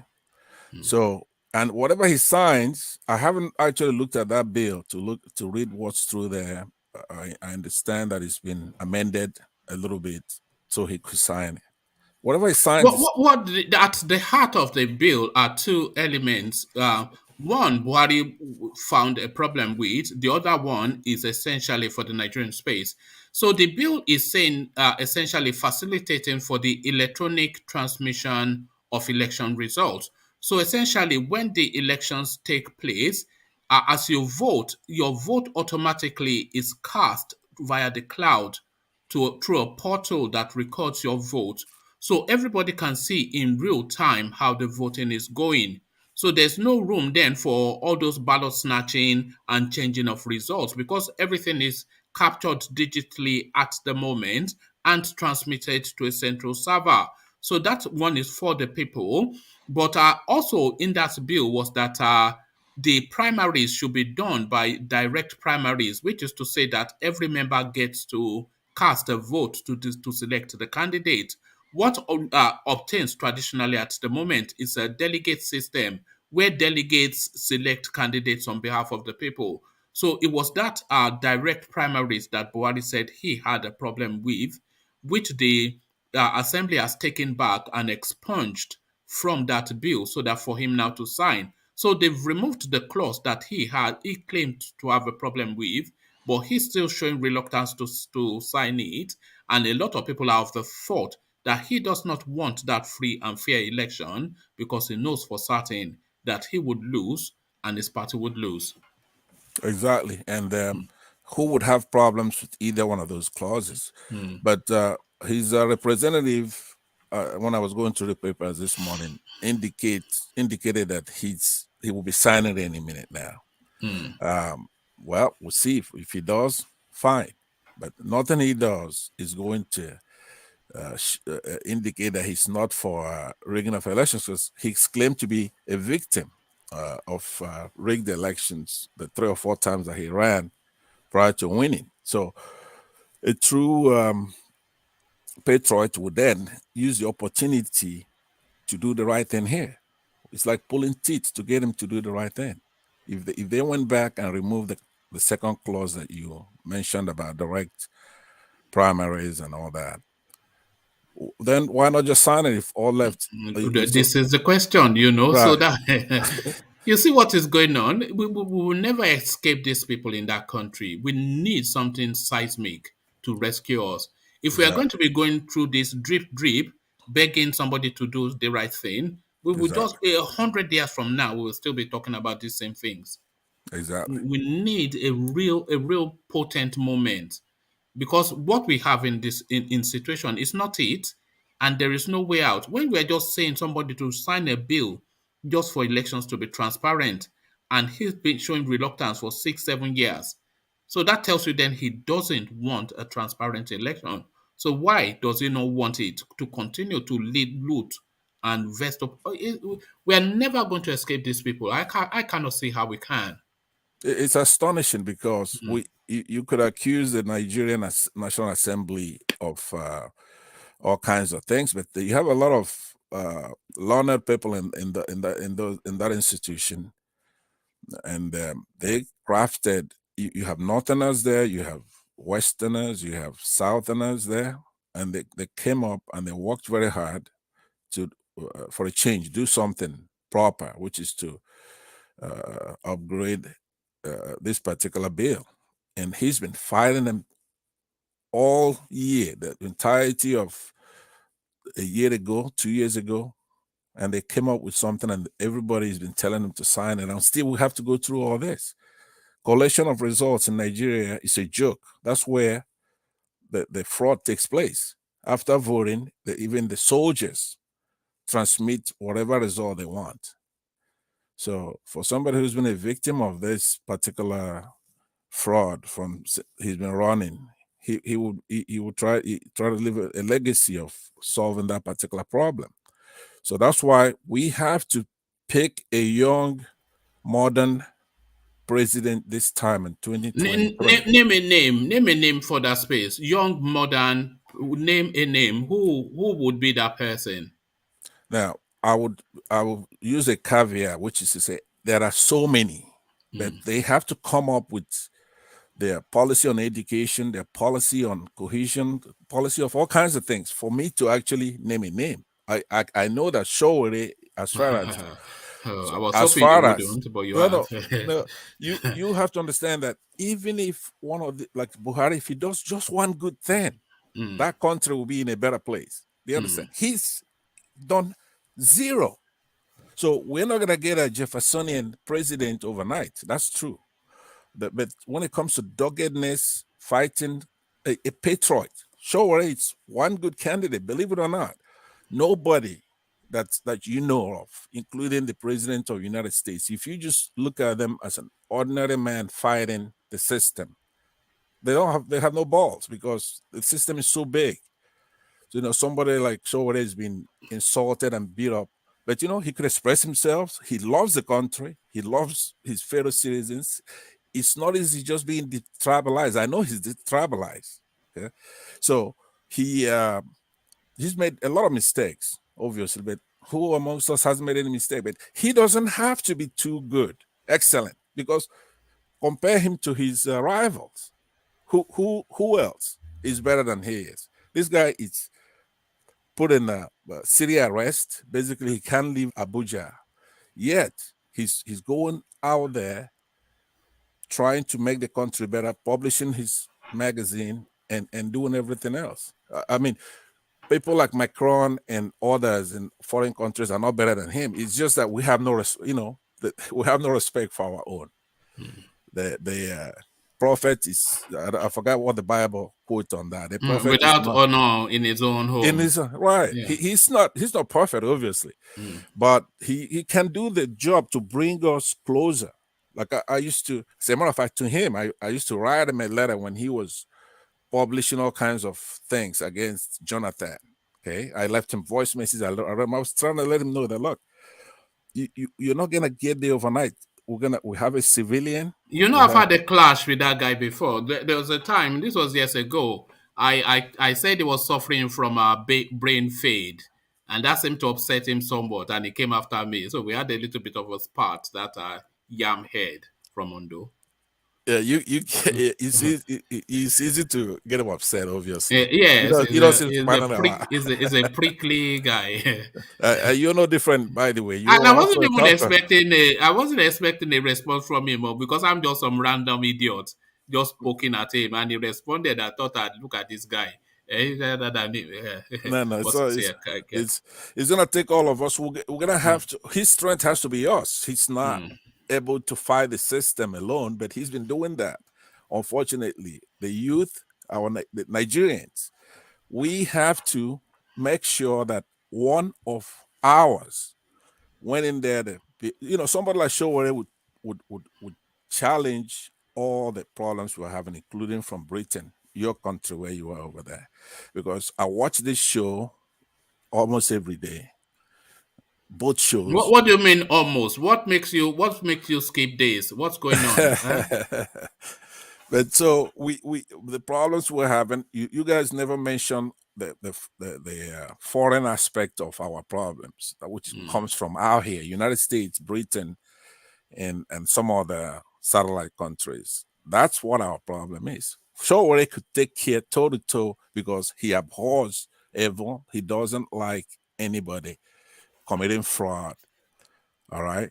So that for a long time, that was his focus. He was just against fraud in government. Okay. that upsets him more than anything else. But the killings, that's another thing I left him on his voicemail, was about it. You got to be concerned about terrorism and the loss of life in Nigeria. And but now whenever everybody talks about his sacrifice to the country, here's one thing they leave out: his brother was killed, cold-bloodedly killed to get to him, obviously. So nobody mentions that, and that was just last year. I saw him going through quite an ordeal. Not only is he under city arrest, but he's sacrificed his family. And Pansat, he could not even travel to go and bury his brother, to go and pay his last respect to him. You see how wicked that useless country they call Nigeria is? It is. And there was no outcry, and he doesn't mention it. So I think he's good now. There are so many others. Nigeria is blessed with a lot of people who could go up there and do the job. Okay, and then I'll give you time to go ahead. All right. Thank you, Pansat. So, because this is usually a shorter session in the afternoon, so with your permission, we go on to Truth to Power and sample his opinion, and we take him back to the starting point, which is the pastorpreneurs now invoking the gods to attack you if you don't part with money. What is armed robbery, if not that? Truth to Power. Hello, good afternoon.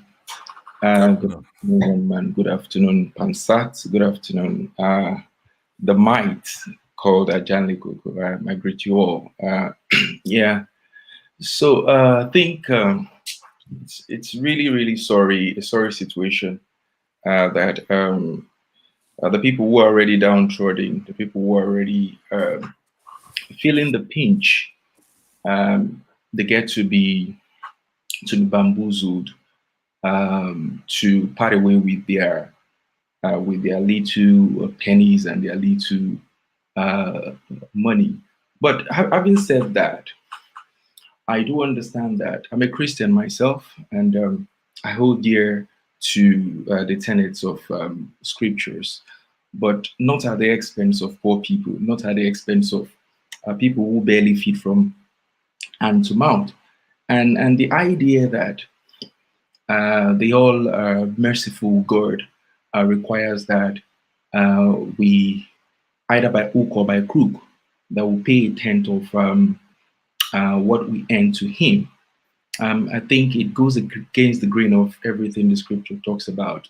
So first and foremost, I do believe in giving, but giving out under duress. If I said 80% of Nigerian churches are criminal organizations, what would your response be to that? They are criminal organizations, 80%, if not 90%. I wouldn't go as far as that statistics, but I do know that a great deal of religious organizations, generally, the church. Do you think they preach prosperity more than salvation in Nigerian churches? Yeah, I think if we take a sample round, I think there is this craze over the last few years in that direction. So yeah, I would say that that's the buzzword now that we find almost in most churches, especially most big churches these days. So it's sad. It's really sad.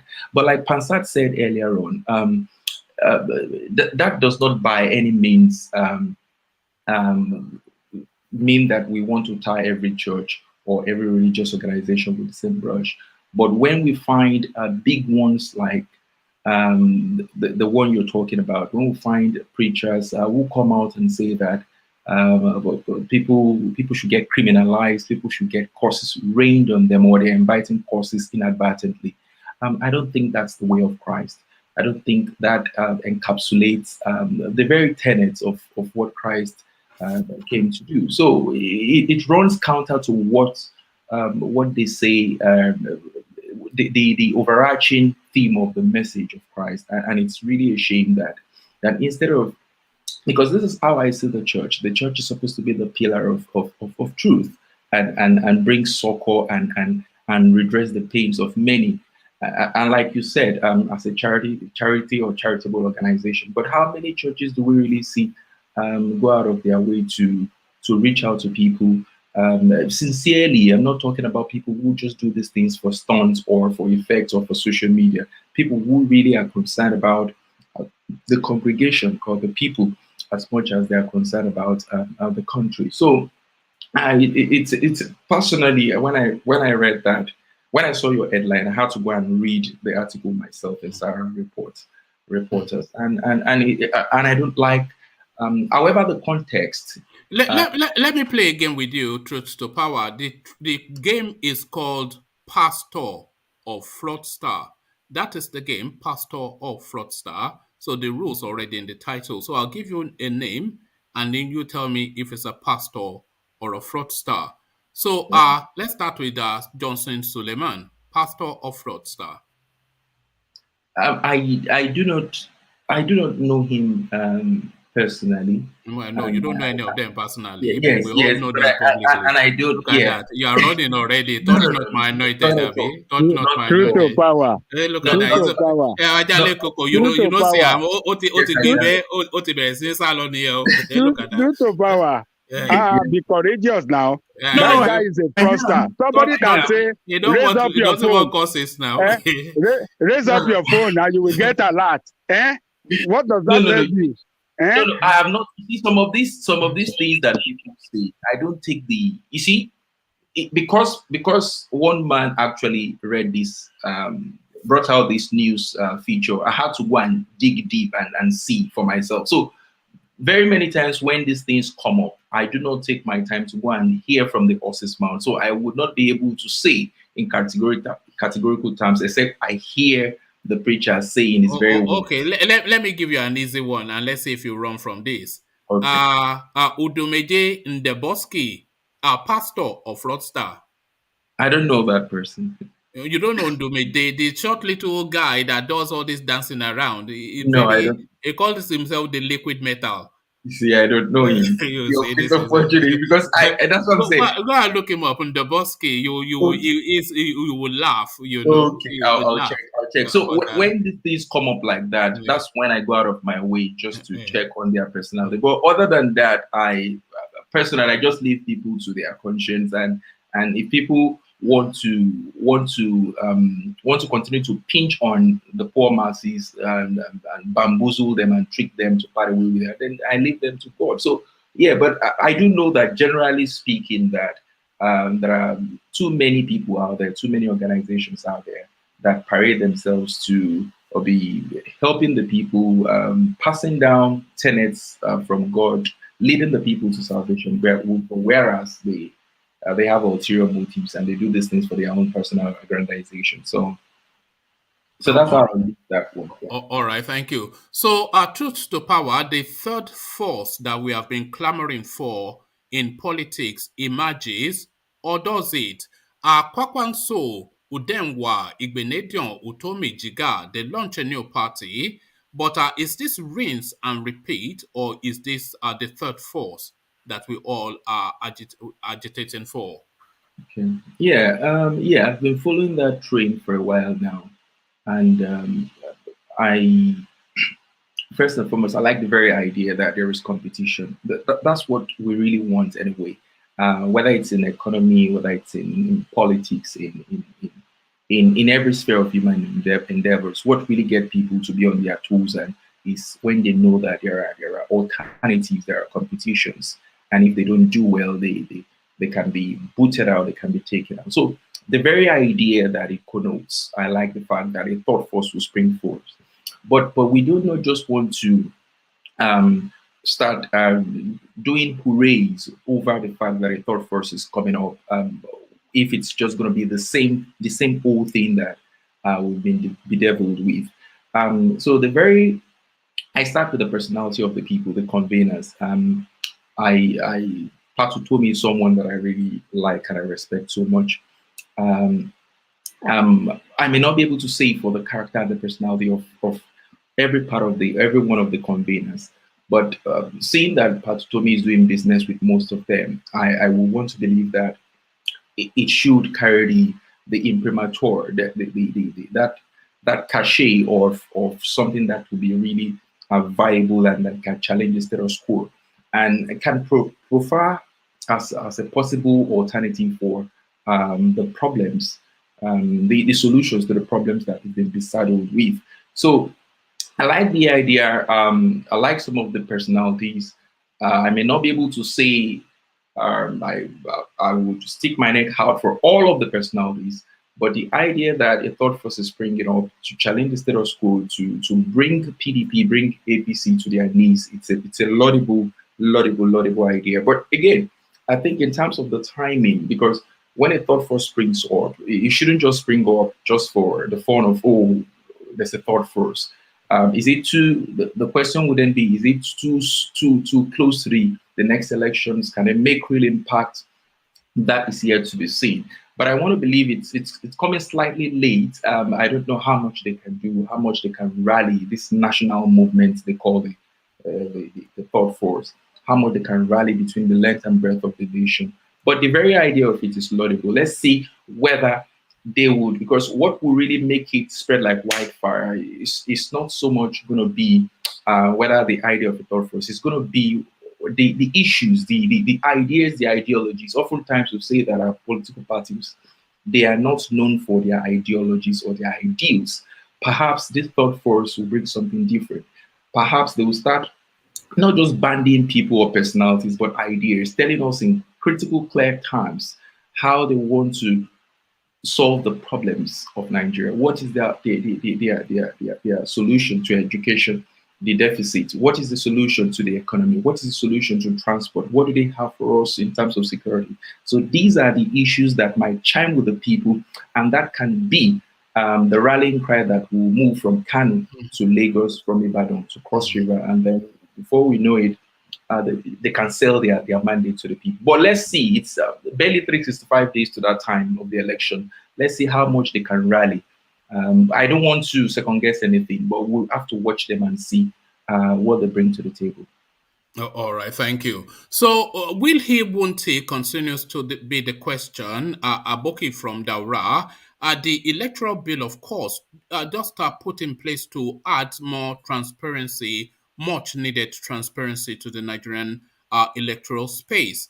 He came in under the banner, moniker of a man of the people, an integrity man, and nothing speaks to that more than this electoral bill. But will he, won't he still? That bill has been on his table for 6 years.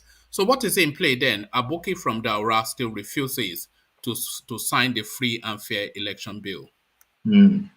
Yeah, thank you so much. Yeah, I think every single Nigerian, however their level of education, the very idea that our elections should be credible, be free and fair, is what everyone would welcome at this time. For one thing, the middle class, the people, the vast majority of people who would make critical decisions to sway the country in one side or the other, they oftentimes have felt let down, especially when it comes to some of the things that I think Pansat highlighted earlier on, the days of hijacking ballot boxes, the days of enabling corrupt practices in our electioneering processes. But the very idea that for once Nigeria would have the opportunity to be able to say, okay, as soon as I get to the line, have my PVC, I cast my vote, the results come up online almost instantaneously. I think that's a very, very welcome development. And BUHARI oftentimes he's made no bones about it. Before now, he said that he wanted to leave a legacy, even though many people would take that with a pinch of salt. I believe strongly that he would sign it. I believe that he has no option than to sign it, whether he wants it from his heart of hearts, or whether his party wants it or not. I believe strongly that everything would have to force them for them to make that critical decision for us. Regarding his dilly-dallying, taking his time, I think that's more a matter of the political workings of their party. I think he is trying to weigh and see what the feelers are. Do they have more yeas for it in APC or more nays for it? And I think that is what, because there are two sides to the bill, like you said. The fact that one will cater to the needs of Nigerians, and the fact that one would ensure the bringing up of these political candidates in the first place. So I think the one that has to do with the political parties, we might not get the best of it, and that's why it had to be revamped and then retaken to the presidency, where they had to put all the other options and alternatives that Buhari said I would like to see. So I'll give that to them. I'll give that to the party. They will keep that one, but ultimately it would have to sign it because it is going to do a world of good to the electionary process for Nigerians. So the next few days will be critical. But like the media man said, I think he would ultimately sign it in line for the 2023 elections. All right, thank you. And to the Abubakar Malami space, the Ministry of Justice, no less, they are now taking the looting to the next level. They are going to the bank and cashing now monies from government departments and putting it in Ghana Must Go bags. 104 million naira just from a grade 9 functionary. So the looting in that Ministry of Justice is just a record level, something that's never been witnessed in Nigeria before. Abubakar Malami strikes again.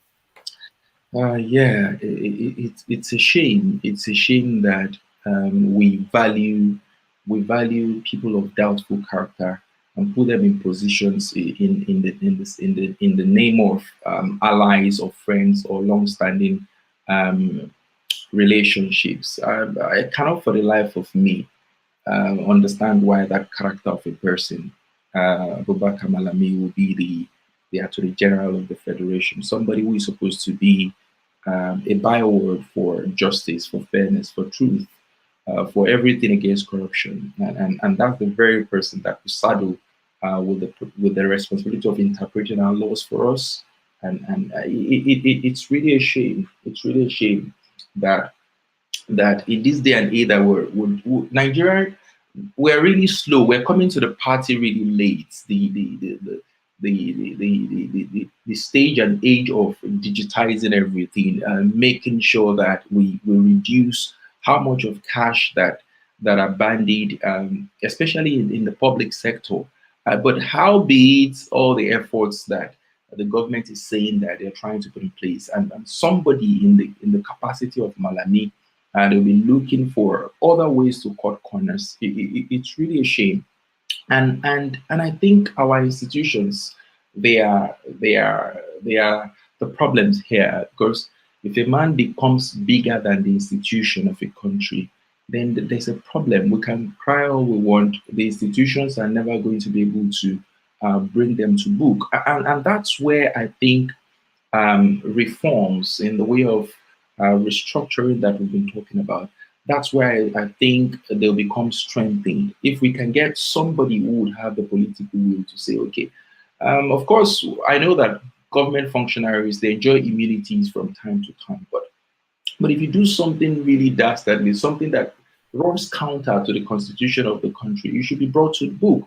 So it's a shame, and I just hope and pray that even if it's not this government, because I don't see them prosecuting themselves anyway, maybe subsequent governments will be bold enough and will have the balls enough to be able to look back and say, okay, some of these people, they should be brought to book. But really, it is a shame. And I can't put anything past Malami. I know we've seen many times that it's been alleged, so to say. And I want to believe that there will be elements of truth in all of those things. And the man stands for nothing but corruption. But let's see whether ICPC or AFCC will be able to come up with anything. But I doubt it. I doubt it. All right. Thank you, Truth to Power. So thank you to Power, and thank you to Pansat, and thank you to Ajanle Koko who has left us. So the afternoon sessions usually a short 2-hour session, which we have exceeded now. So we round it off there. But thank you for your company, gentlemen, and hopefully if you're around later on in the day, you know where we are. We are starting the sessions now around about 3:30 thereabout, not 3:30, 9:30 thereabout UK time, just to accommodate for even more of an audience, because we're trying to propel and push up the platform. So if you are about, then please join us. So we'll leave it there. Carry the conversation on in the comment section, but here I say peace. Thank you. Have a good day. And you too.